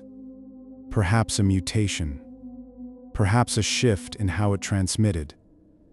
Perhaps the convergence of several similar illnesses into the form we now recognize. The bone evidence is still being re-examined, but it is no longer obvious that Columbus brought the disease back with him. It may have been waiting in the soil beneath the monasteries all along. A plague is not always an arrival. Sometimes it is an old companion, suddenly speaking in a louder voice. Fact number 57. Whatever its origin, the treatment of syphilis was one of the grimmer chapters of early modern medicine. The chief remedy, for more than 3 centuries, was mercury. It was applied as an ointment. It was administered as a pill. It was breathed in through heated fumigations in small sealed rooms, where patients sat naked for hours while the silvery vapor filled the air around them. Mercury had some effect against the bacterium, but it also poisoned the patient. Teeth fell out, gums turned black, tremors set in, kidneys failed. A famous saying of the period captured the grim mathematics of the treatment. A night with Venus went the phrase, and a lifetime with Mercury. The bargain was brutal. To be cured of syphilis was to be ruined by the cure, slowly, over the following decades. Many patients chose the disease over the remedy, and many others tried both, and could not always tell, in the end, which of the two was killing them. There is something sad and very human in a medicine that ruins the body in order to save it. For 300 years, Europe chose the smaller ruin over the larger one and paid its price in silver. Fact number 58. What made syphilis particularly strange was its long, quiet patience. The initial outbreak of pustules and fever, the primary and secondary stages, would, after a few years, subside. The sores would heal. The fevers would fade. For a long period, sometimes 15 or 20 years, the patient might live a more or less ordinary life. He might marry. He might raise children. He might believe, with the natural optimism of a body that feels recovered, that the disease had simply passed through him and gone. But it had not gone. Deep in the body, the bacterium was still at work, slowly, patiently, invisibly. In the tertiary stage, decades after the first infection, syphilis could return. It could attack the cardiovascular system, weakening the aorta. It could attack the bones, producing deep lesions. Worst of all, it could attack the brain, producing a condition called general paresis, in which the personality slowly disintegrated. Memory failed. Judgment collapsed. Men who had been lawyers or clergymen could no longer dress themselves. Asylums in 19th century Europe were full of late-stage syphilitics, and neither they nor their families, most of the time, knew the cause. A disease that lets you forget it, and then returns in old age as a stranger in your own mind. There are few more unsettling shapes of suffering in the history of medicine. Fact number 59. In the medical and cultural literature of Europe, syphilis occupied a strange silence. Physicians wrote about it, yes, but often in euphemism. Family histories left it out. Biographies of statesmen and artists passed over the disease without naming it. For centuries, when a great man died of what was, in plain medical truth, late-stage syphilis, his death certificate would record apoplexy, or brain fever, or a weakness of the heart. The silence was protective, but it was also costly. Because the disease could not be discussed, it could not be tracked. Because it could not be tracked, it could not easily be prevented. Generations of Europeans lived beside an invisible pandemic, wrapped in a discretion so total that the scale of the suffering was not recognized until very late. Only in the 20th century, with the discovery of penicillin, was syphilis finally reduced to a manageable infection, and the long silence broken. Sometimes a disease is carried not only by the body, but by the reluctance to speak of it. The reluctance, in its own way, becomes a kind of illness. Fact number 60. The long shadow of syphilis changed the moral weather of Europe. Before 1500, attitudes toward sexuality, though hardly permissive, had carried a certain medieval pragmatism. The brothels of many cities were municipally regulated. Civic authorities collected fees. Church officials, though they disapproved, tolerated what they could not prevent. The arrival of syphilis shifted the calculus. Suddenly, an act that had been a moral failing became also a biological catastrophe, visible in the ruined faces of neighbors.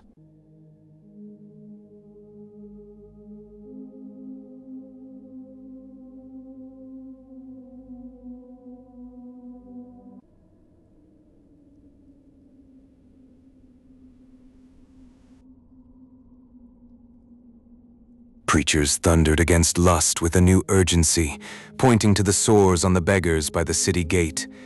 The disease gave physical evidence to warnings that had been, before, only spiritual. It tightened the rules around courtship, around marriage, around the places women could walk after dark.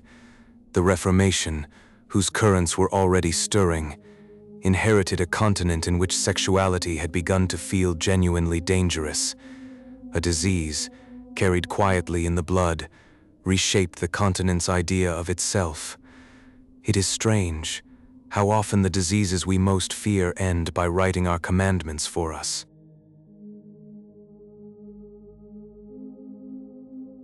But no disease travels alone. Each of these plagues, the leprosy and the syphilis, the pestilences before and after, unfolded against a backdrop that shaped them as deeply as any virus or bacterium. That backdrop was the medieval city itself, its water, its air, its streets, its cesspits, its quiet, unnoticed hospitality to a rising tide of microorganisms. To understand the plagues, one has to understand the ground on which they walked. Fact number 61. Beneath every medieval house of any size, there was a cesspit. It was a pit of stone or brick, sometimes 12 feet deep, set into the ground beneath the privy.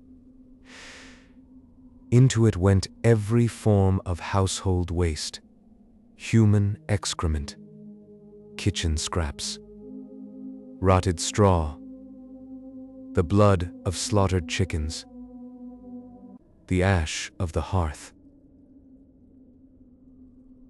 The waters of washing, everything unwanted sank in darkness into the slow chemistry of that pit. The cesspit was emptied once or twice a year by a tradesman of a specific and ancient calling, known in London as the gong farmer. He worked by night, shoveled the contents into barrels, and hauled them by cart through the dim streets to the fields outside the walls, where the waste was sold to farmers as fertilizer. The gong farmers were well paid. They were also among the shortest-lived tradesmen in the city.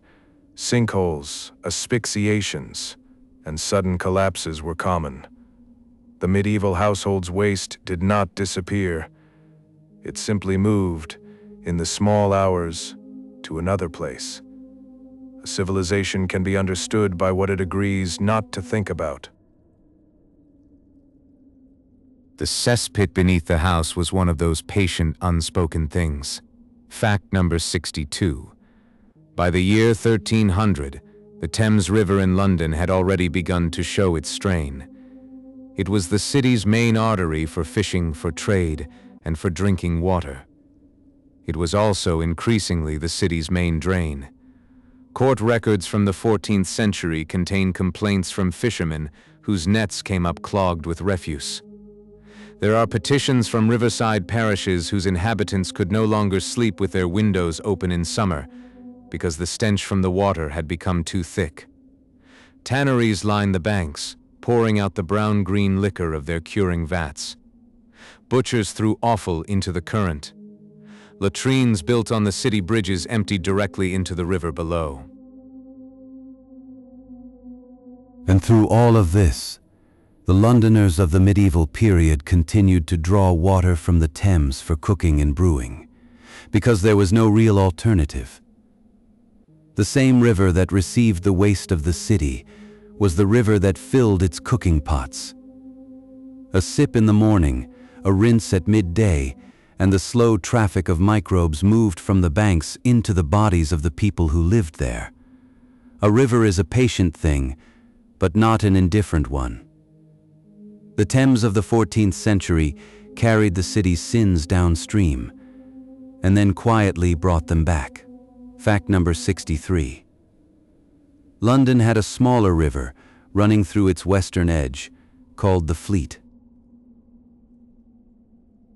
In the Roman period, it had been a clear tributary of the Thames. In the early medieval centuries, it had still held trout. By the year 1450, it had become, for all practical purposes, an open sewer.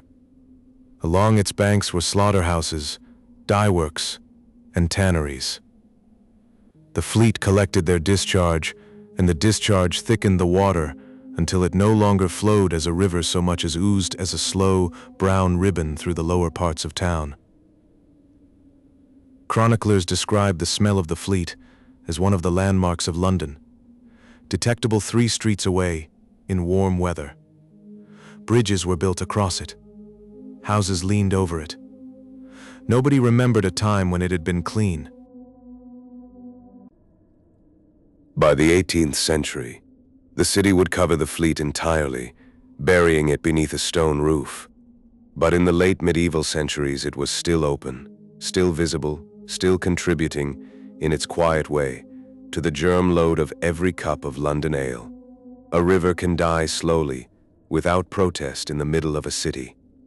And then it can be buried, and even its name can fade. The fleet is now only a street. Fact number 64. The dominant medical theory of disease in medieval Europe was called the miasma theory. It held that illness came from bad air, from foul-smelling vapors rising out of marshes, graveyards, garbage heaps, and stagnant waters. The word miasma, from the Greek, meant pollution or stain. The theory was older than Christendom. It had been taught by Hippocrates. It had been elaborated by Galen. And it persisted with remarkable tenacity for nearly 2,000 years. A physician following miasma theory would, during an outbreak, order windows closed against the evening mists. He would advise patients to burn aromatic herbs, to carry pomanders stuffed with cloves, to walk only in streets that smelled clean. He would empty cities of their garbage not because of the bacteria it contained, but because of the odors it produced. The theory was wrong about the cause, but it was not always wrong about the correlation, and this is what kept it alive for centuries. Wrong ideas can survive a long time if they accidentally prescribe the right actions. Miasma theory, in its error, still managed to push the world haltingly toward cleaner streets. Fact number 65. The reason miasma theory held up so long is that it was almost right by accident. The places that smelled worst, the places where rotting garbage accumulated, where stagnant water pooled, where human waste had collected in high concentration, were indeed the places where disease was most likely to be transmitted. Not because of the smell itself, but because of the bacteria, the fleas, the rats, the mosquitoes, the contaminated water that also happened to be there.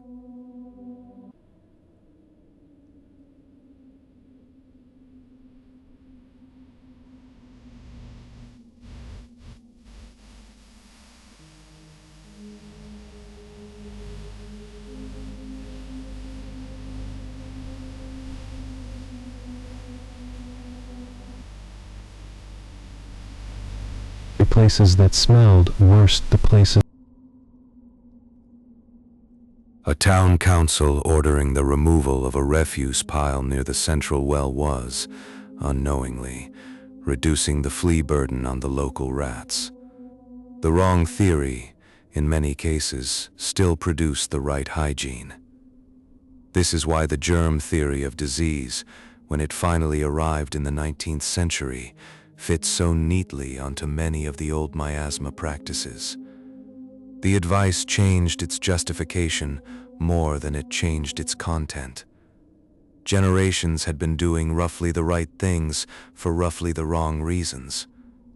Truth sometimes arrives in the form of a new explanation for an old habit. The habit, quietly, was already working. Fact number 66.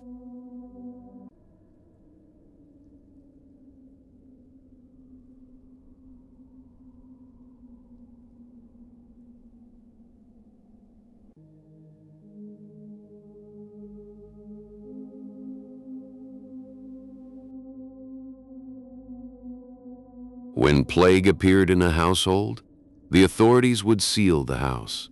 The doors would be nailed shut from the outside. A red cross would be painted on the door, sometimes accompanied by the phrase, "Lord, have mercy upon us." Food was passed to the inhabitants through a small window, lowered on a rope, or set on the threshold by an attendant who then ran. The sealed house was both a quarantine measure and a death sentence, depending on how well the occupants fared.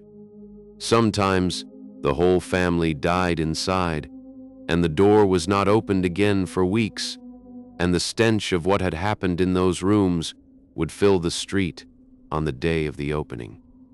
Sometimes the family survived. Sometimes a single survivor, gaunt and half-mad from isolation, emerged to bury those who had not. The red cross on the door was one of the most common visual motifs of a plague city.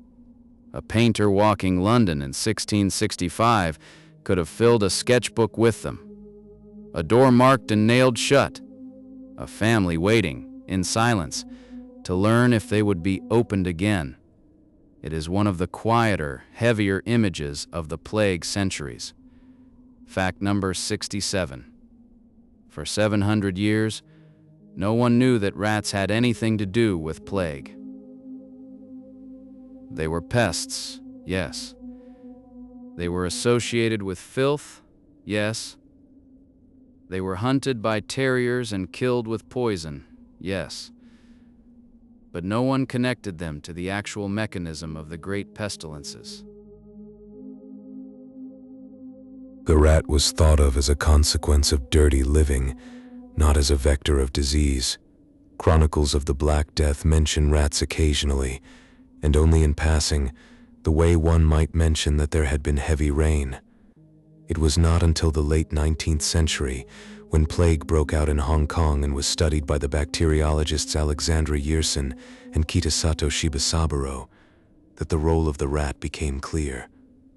Yersin identified the bacterium, which now bears his name, Yersinia pestis. Later researchers worked out the full chain. The rat carries the bacterium.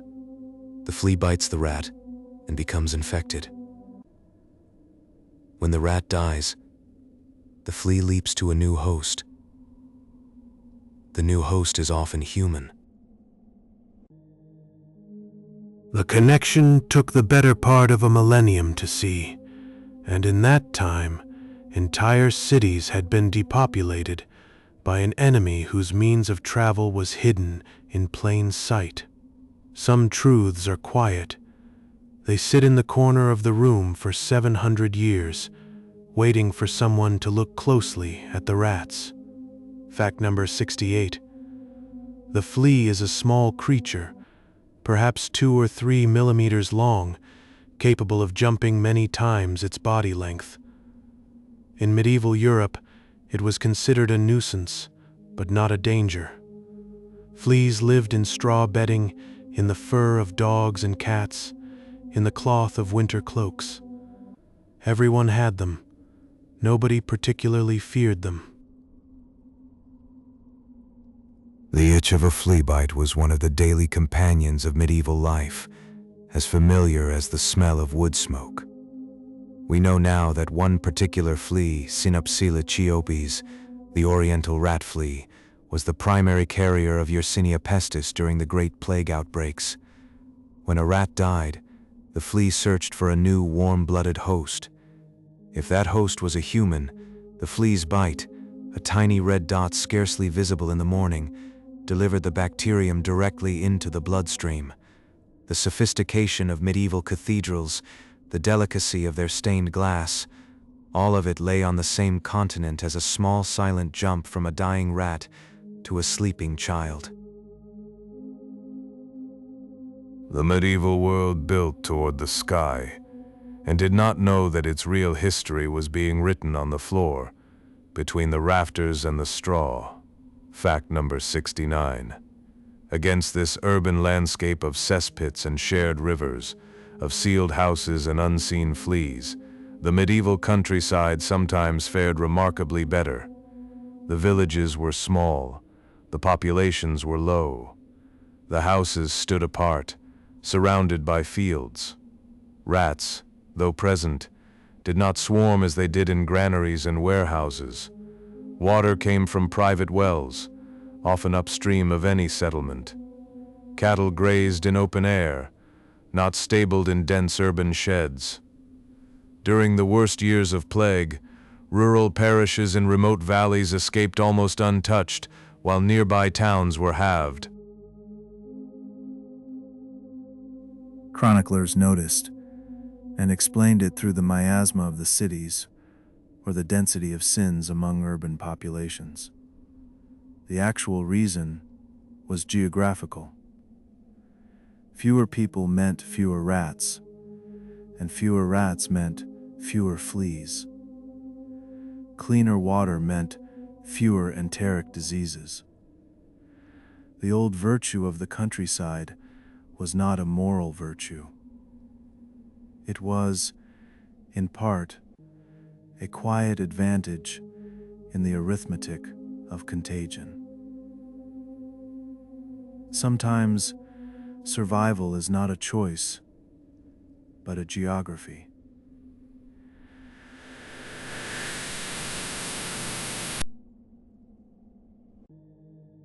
Wooden houses touched one another rafter to rafter, allowing rats to move across entire neighborhoods without touching the ground. Public wells stood close to cesspits. Bathhouses shared water. Marketplaces brought unwashed visitors into contact with every resident in a day. Every feature that made the city vibrant, every feature that made it a city at all, was also a feature that served the diseases that haunted it. This does not mean the medieval city was a failure. It was, in fact, one of humanity's great creations, full of cathedrals, universities, guilds, bells, songs, and arguments in the marketplace. But it was also, without knowing itself to be so, an architecture of contagion. The plagues of the Middle Ages were not accidents imposed on an innocent landscape. They were, in large part, the shadow cast by the landscape itself. When the cities finally became cleaner, in the 19th and 20th centuries, the plagues receded not because humanity grew more virtuous, but because the ecosystem at last was redesigned to forget them. A city is a kind of organism. It inherits the diseases it is built to host, and it only loses them when, slowly, it consents to become something else. Act 2 End. Total words 6144. Facts 4170.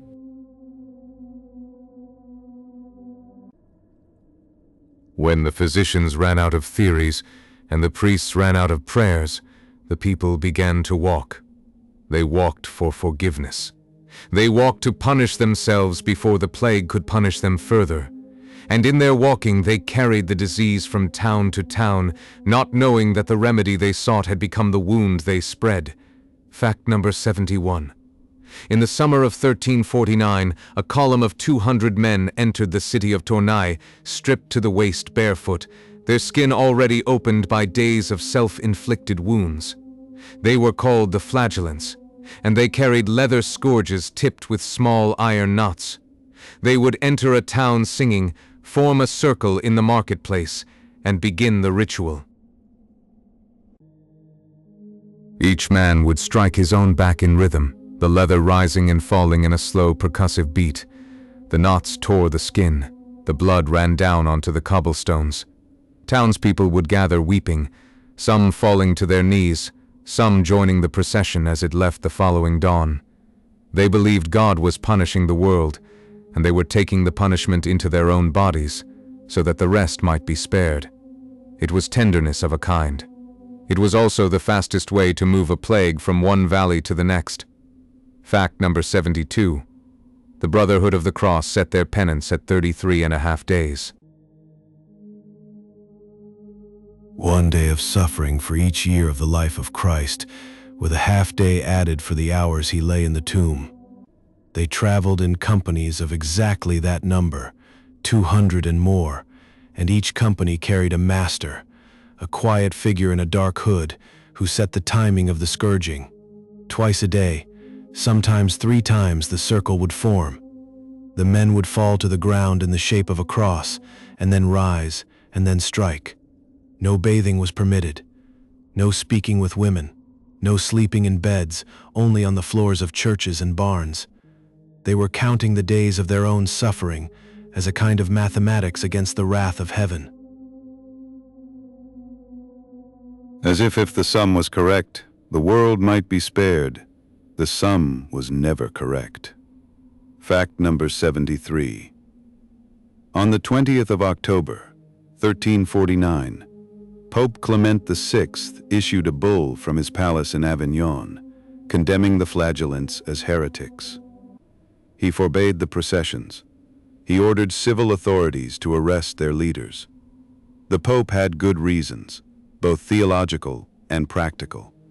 The flagellants had begun to claim their own blood had become as holy as the blood of Christ, a sacrament more direct than the Mass. Some were preaching that priests were no longer necessary. Some were attacking Jewish communities as they passed through, not as an accident, but as part of the ritual. Clement saw the threat. He saw that a movement born in grief had curdled into something else, and the flagellants ignored him. They kept walking.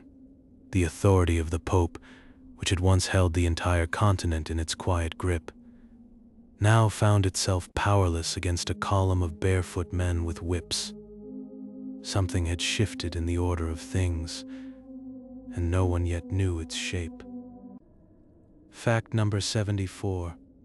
In the autumn of 1348, a rumor began in Savoy. A Jewish physician had been tortured, it was said, and had confessed to poisoning the wells of Christendom with a powder made of spiders, frogs, and the consecrated host, carried across Europe by a secret order of conspirators.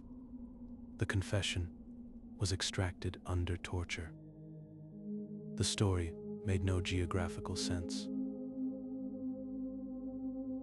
The plague had already killed Jews in the same numbers.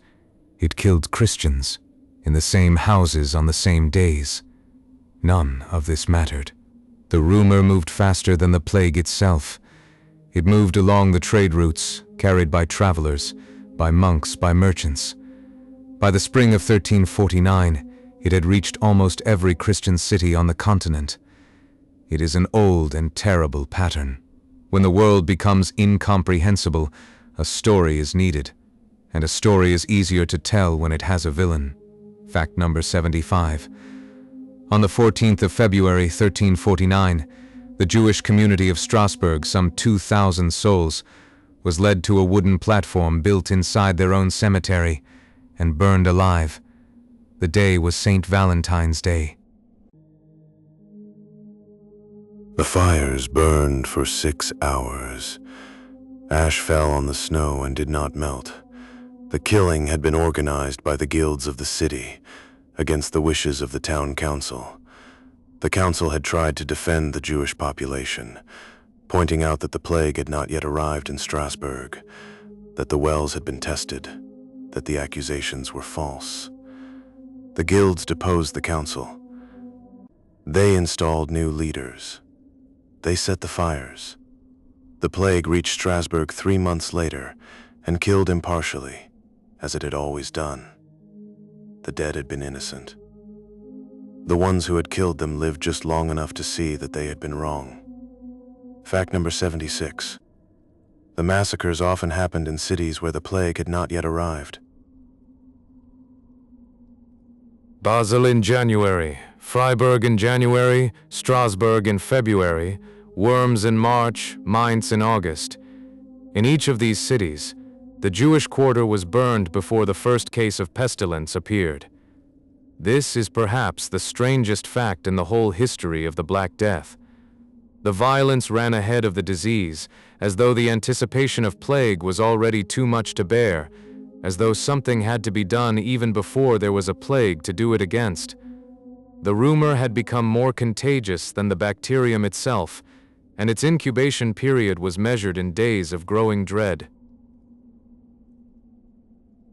By the time plague finally arrived in these cities, the communities that might have nursed the sick, that had doctors and herbalists and long memories of quarantine, had already been extinguished. The fear had killed its own cure. Fact number 77. The processions of the Holy Cross would gather on a saint's day in the heart of a city.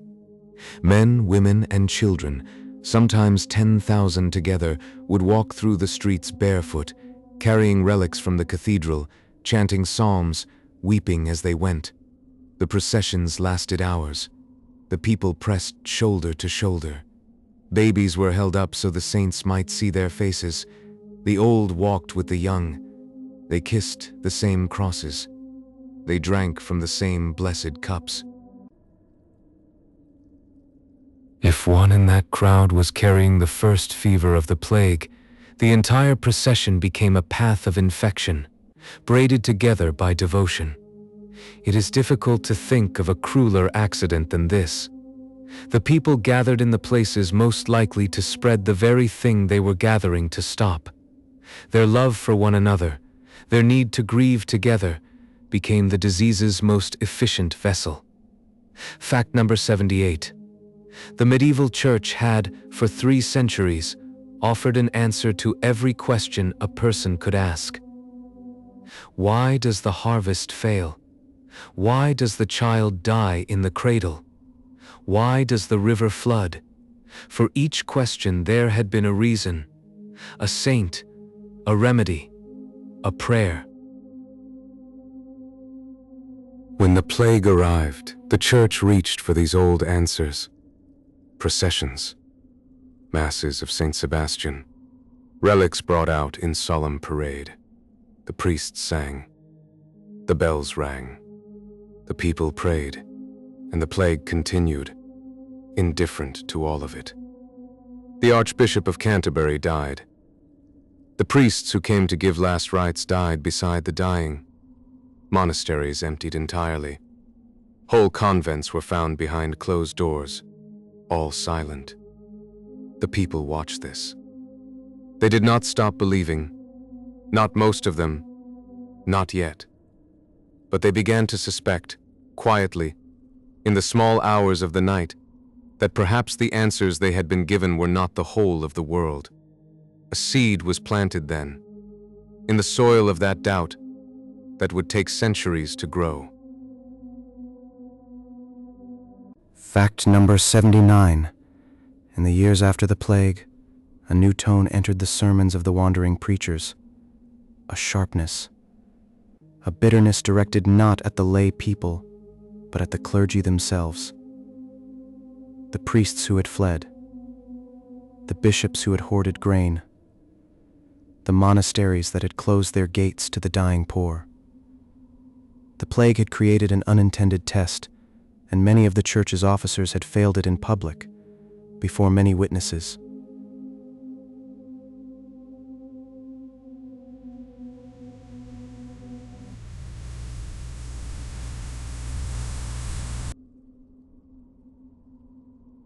The printing of the Bible in local languages began to be whispered about, as if a veil had been torn that could not now be sewn back. The church had not caused the plague, and the plague had not caused the skepticism, but the two of them together made a door, and many walked through it, and the room on the other side was very large. Fact number 80. In the autumn of 1517, 168 years after the Black Death, a monk in the town of Wittenberg nailed 95 theses to a church door. His name was Martin Luther. He wrote of simony, of indulgences, of the gap between the church and the Christ it claimed to serve. It was the beginning of the Reformation. Luther did not walk among flagellants. He did not see the fires of Strasbourg. He was born 130 years too late for any of it. But the ground beneath his door had been prepared by the plague years. The church's monopoly on explanation had been broken in the 14th century, and the crack had widened slowly, quietly, through the lives of grandchildren and their grandchildren, until one cold October day, a man with a hammer found it wide enough to step inside. The plague ended in 1353. Its consequences did not end, and perhaps have not ended. The great shifts in history rarely arrive in a single moment. They sit under the surface like dark water, rising slowly until the ground softens and the old walls fall.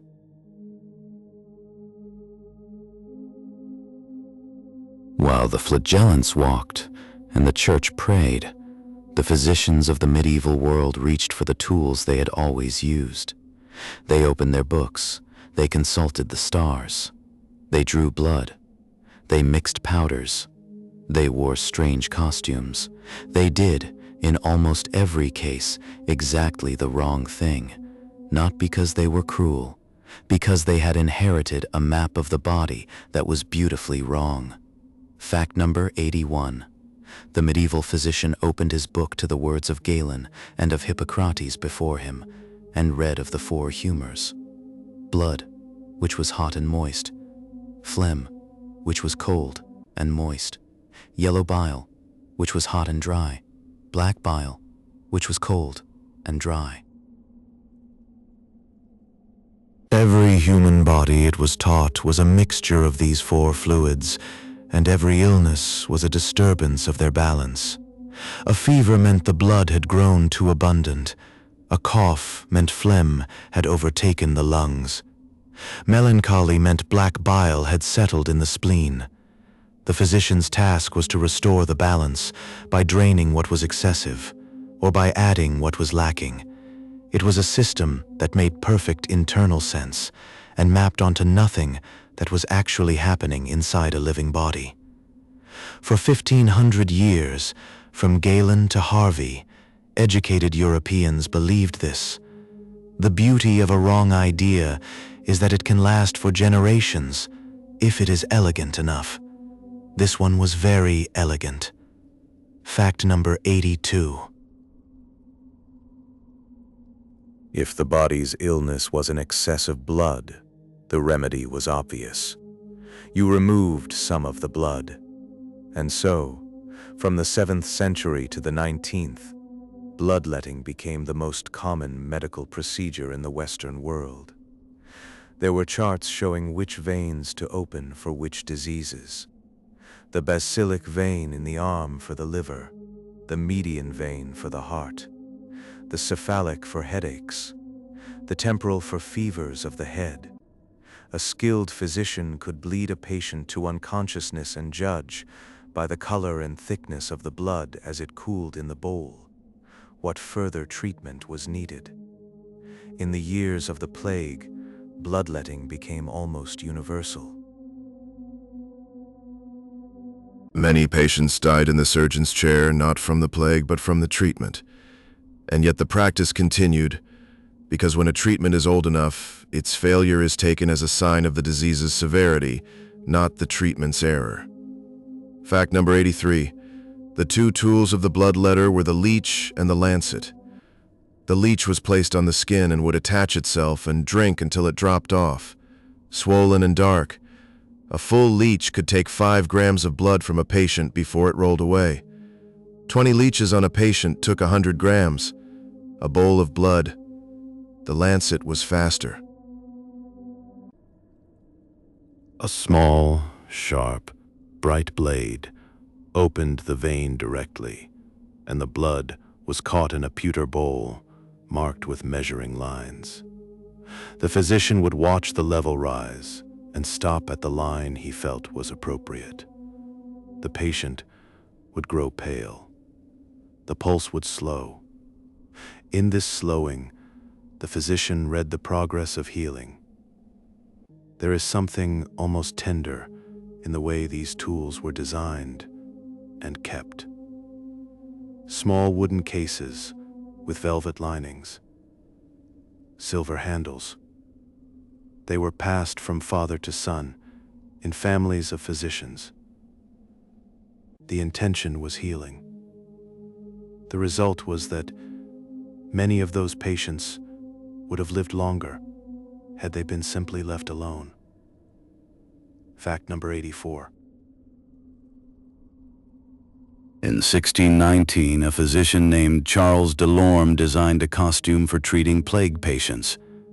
a long beaked mask of boiled leather, a wide-brimmed black hat, a long coat of waxed linen that fell past the ankles, gloves, boots, and a wooden cane. The costume became the uniform of the plague doctor for the next century and a half, and the image has survived to our own time, though the figure it represents was already an echo of earlier practice, going back to the 14th century in spirit, if not in form. The beak was the essential element. It was stuffed with dried herbs, lavender, rose petals, camphor, mint, cloves, sometimes a small sponge soaked in vinegar. The physician would breathe through this fragrant barrier, believing that the miasma, the bad air he imagined carried plague, would be filtered out by the sweetness of the herbs. It did not work. The plague was carried by fleas and by droplets, not by smells. But in breathing through that beak, the physician was already, in some accidental way, keeping his face apart from his patients, and that small distance may have saved some of them, without anyone quite knowing why. Fact number 85. The full costume was more elaborate than the mask alone.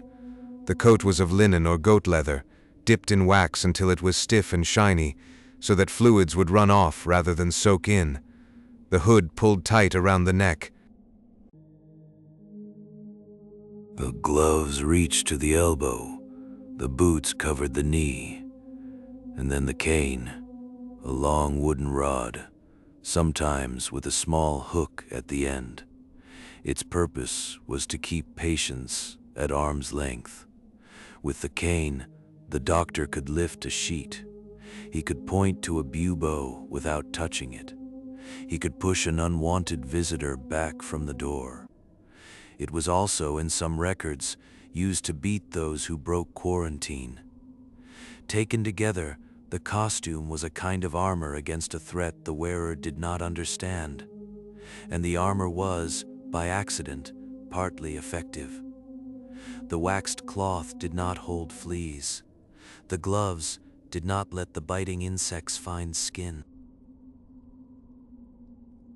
The long hours inside those garments, in the summer heat, must have been unbearable.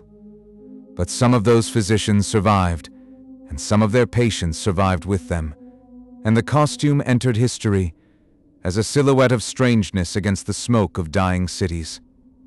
Fact number 86. In the late 15th century, syphilis came to Europe. No one knew its name at first. The French called it the Italian disease.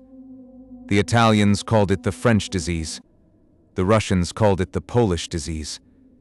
It moved through the armies, through the courts, through the cities, leaving behind collapsed faces, blinded eyes, madness in its final stages. The physicians reached for mercury. It was a heavy, bright, shining metal, mysterious in its liquid motion, and it had long been used in small amounts against skin diseases. Now it was applied in vast quantities. Ointments rubbed into the sores, pills swallowed, fumes inhaled as the mercury was heated in a small oven, and the patient sat inside a wooden box with only his head protruding. The mercury did kill the pathogen sometimes. It also killed the teeth, the gums, the kidneys, the nerves, and often the patient. A saying arose among those who had survived both the disease and the cure. A night with Venus, a lifetime with Mercury. It captured, with a cruel elegance, the arithmetic of the treatment. Fact number 87. Theriac was the legendary medicine of the medieval and early modern world. It was a thick, dark, sticky paste, kept in small ceramic jars sealed with wax. It was said to cure all poisons, all fevers, all venomous bites. It contained, depending on the recipe, anywhere from 64 to 91 ingredients. Opium was in it, and that was the real active component. So was cinnamon, myrrh, saffron, ginger, iris, valerian. So was the flesh of the viper, carefully boiled and dried and powdered. So in many recipes was the head of a chicken, the liver of a wolf, a small amount of crushed pearl. The preparation took 40 days. It was stirred by hand in deep copper pots.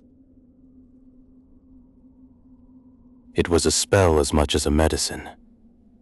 It worked for some complaints, because opium was in it.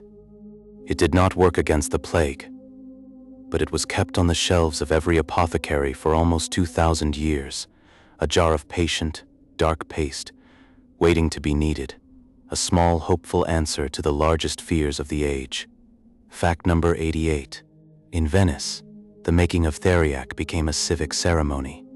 Once a year, in a public square, under the watchful eyes of the city officials, the ingredients were laid out on a long wooden table. A master apothecary, in his finest robes, would inspect each one. Was the cinnamon from Ceylon? Was the saffron from Abruzzo? Was the viper's flesh from a snake caught in the marshes beyond the city, killed in the month of August?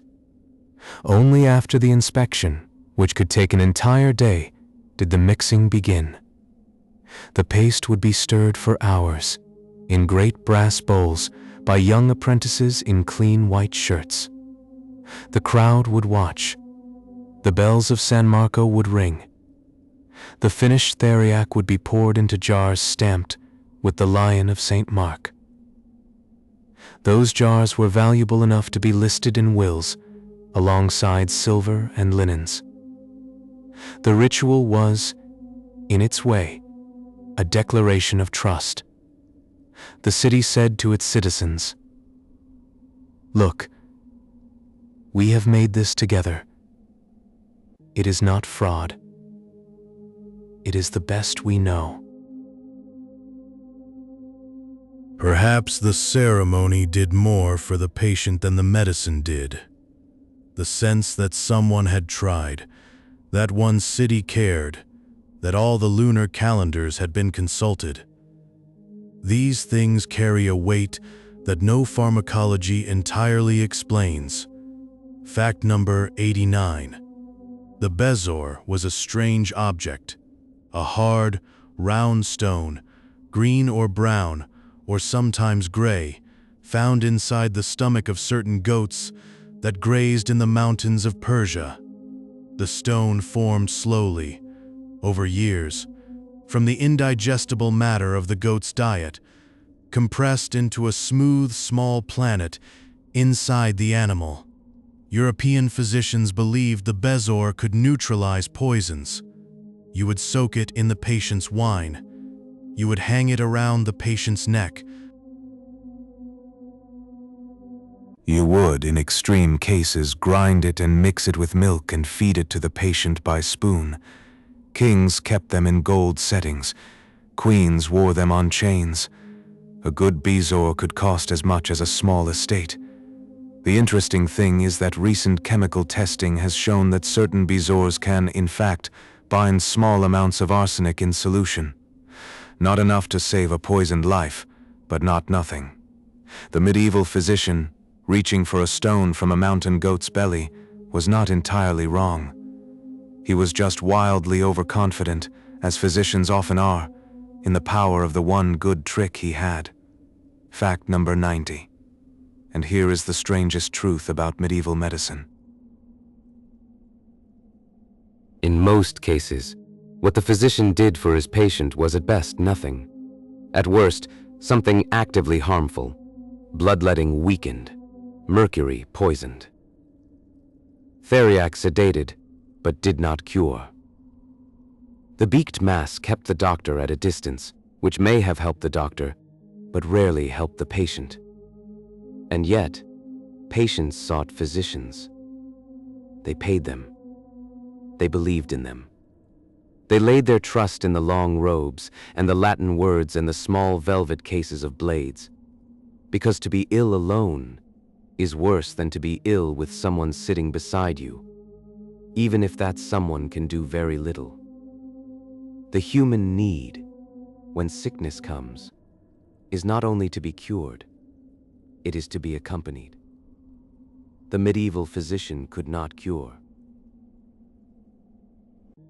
But he could come, he could sit, he could speak in a quiet voice about the humors, and the stars, and the seasons of the year. For the dying, this was not nothing. What medicine did for the medieval patient, in most cases, was to make him feel less alone in his ending. Perhaps this is still a large part of what medicine does.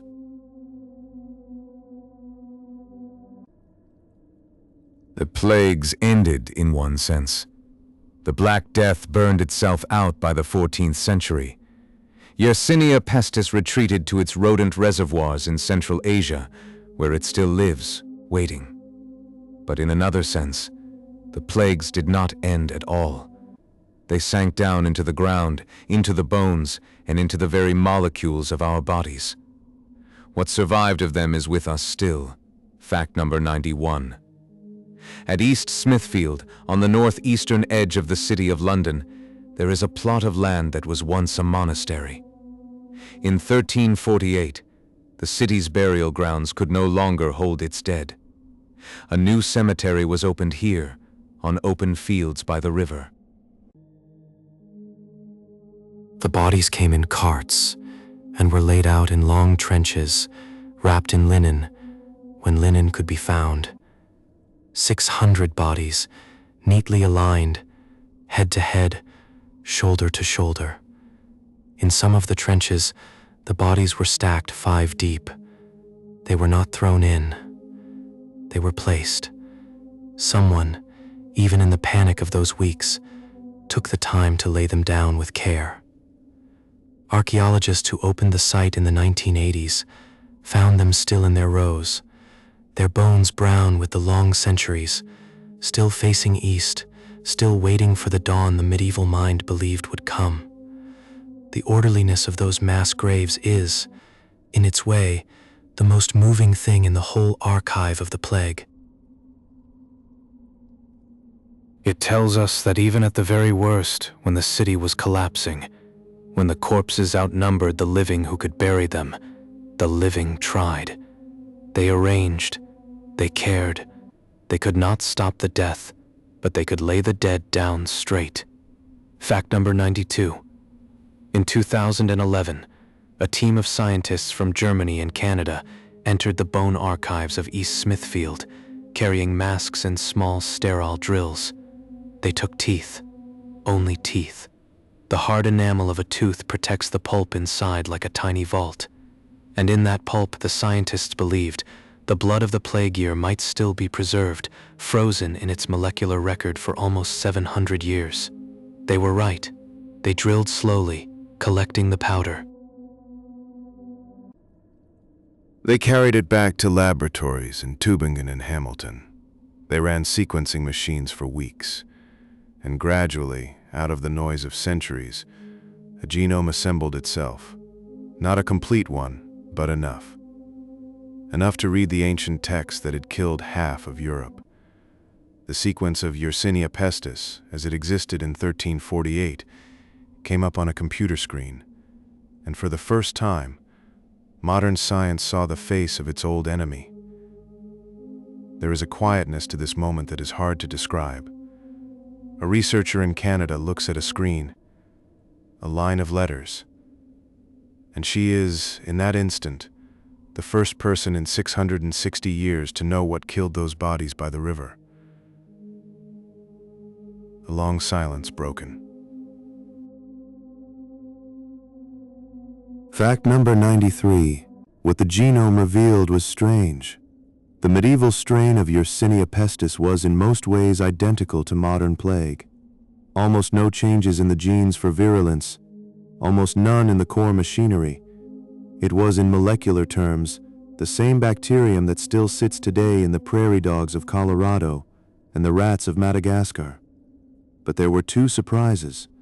One was that a particular medieval lineage, The one that had swept through Europe had gone extinct. No living descendants.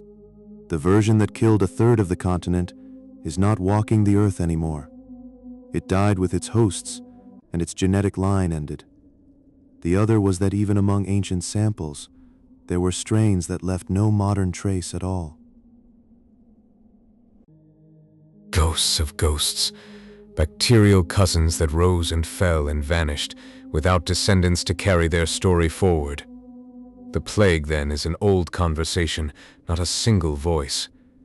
And many of its voices have now fallen silent, leaving only fragments in the teeth of the dead. Fact number 94.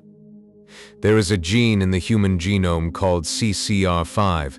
It codes for a protein that sits on the surface of certain white blood cells and acts as a doorway into them. Some viruses use this doorway to enter the cell. In roughly 10% of Europeans, a small deletion of 32 base pairs in this gene, called CCR5 delta 32, leaves the doorway missing. Those cells are, in a quiet way, locked.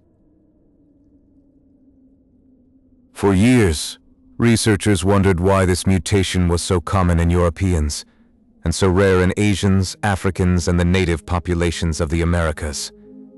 Something must have selected for it.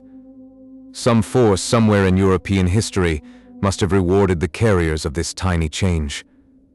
One theory proposed in the late 1990s and still debated is that the force was the plague.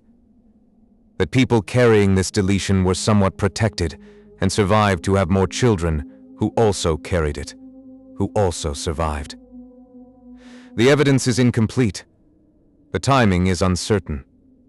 But it is possible that the deaths of the 14th century and the many smaller plagues that followed rewrote the genome of an entire continent in a way that we are still carrying in our blood today. Fact number 95. The strange postscript to the CCR5 story is this. The doorway that certain viruses use to enter a cell includes the one that causes AIDS.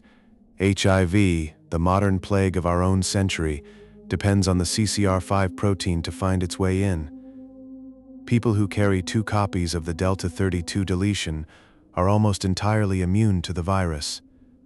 Their doors are locked against it.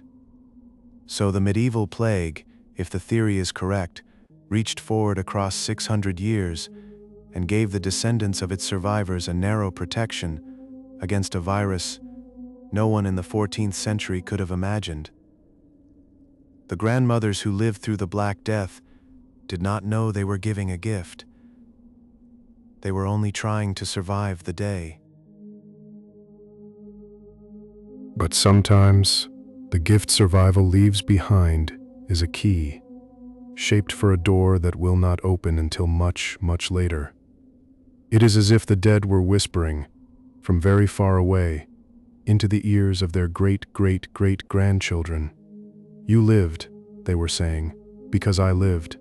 Fact number 96. There are diseases that simply disappeared. The English sweating sickness arrived in 1485, killed its victims in a matter of hours, returned in 5 waves over the following 70 years, and then vanished in 1551 and has never been seen since. We still do not know what it was. Some kind of hantavirus, perhaps. Some form of influenza, perhaps. The last person who could have described its onset from personal experience died more than 450 years ago. Certain medieval strains of leprosy also seem to have disappeared. Some ancient DNA shows bacterial lineages that have no modern counterparts. The disease itself persists, but some of its old voices have fallen silent, and there are entire descriptions in the medieval chronicles of illnesses with particular symptoms, particular patterns, that match nothing we recognize today. Whole diseases that walked the earth for a century, killed their hundreds or thousands, and then quietly left. It is unsettling. It is also comforting. Not every plague is forever. Some of them, for reasons no one quite understands, simply wake up one morning and are gone. Fact number 97. And then there are the diseases that never left. Tuberculosis sat in the lungs of medieval men and women just as it sits in the lungs of our own contemporaries. Malaria drained their harvest workers in the summer fevers of the English fens and the Roman Campagna. Dysentery ran through medieval armies exactly as it runs through refugee camps today. These diseases did not rise and fall with the Black Death. They simply persisted, as they still persist, the quieter music underneath the loud crises of history. Modern medicine has pushed them back in much of the world, but they have not been defeated. Tuberculosis still kills more than 1 million people a year. Malaria kills more than 500,000, mostly children. The medieval plagues that came to visit and then left are remembered. The plagues that stayed are often forgotten, precisely because they stayed, becoming part of the background hum of the human condition. It is strange that we name the loud diseases and not the steady ones. The steady ones may, in the long arithmetic of suffering, have taken more lives than all the spectacular plagues combined. Fact number 98. If you could look inside a modern European immune system, at the collection of genes and proteins and cells that decide 1,000 times a day what is self and what is other, you would find the fingerprints of the medieval plagues everywhere. Certain genes are more common in European populations than in others, and the most plausible explanation, in many cases, is selection by past epidemics. Genes that regulate inflammation, genes that recognize bacterial proteins, genes that tune the strength of the immune response. The hands of the Black Death, the sweating sickness, the smallpox of later centuries, all reached into the genome of their survivors and pushed certain variants forward, and the rest of us carry those variants now without noticing. When a modern European has an autoimmune disease, an overactive immune system, an unusually strong response to an infection, some fraction of that character may come from those ancient selections. The plague that killed your ancestors in 1348 is, in some quiet way, still shaping the way your body meets the viruses of 2026. You are, in the oldest sense of the word, inherited. Fact number 99. There is a phrase that some geneticists use, half poetry, half science. The ghosts in our genome. It refers to all the ancient pressures that shaped who we are, that we no longer face, but whose marks we carry. The plagues we survived, the famines we outran, the bitter winters that favored certain metabolisms, the long migrations, the old selections of who got to have children and who did not. The genome is not only a blueprint for a body.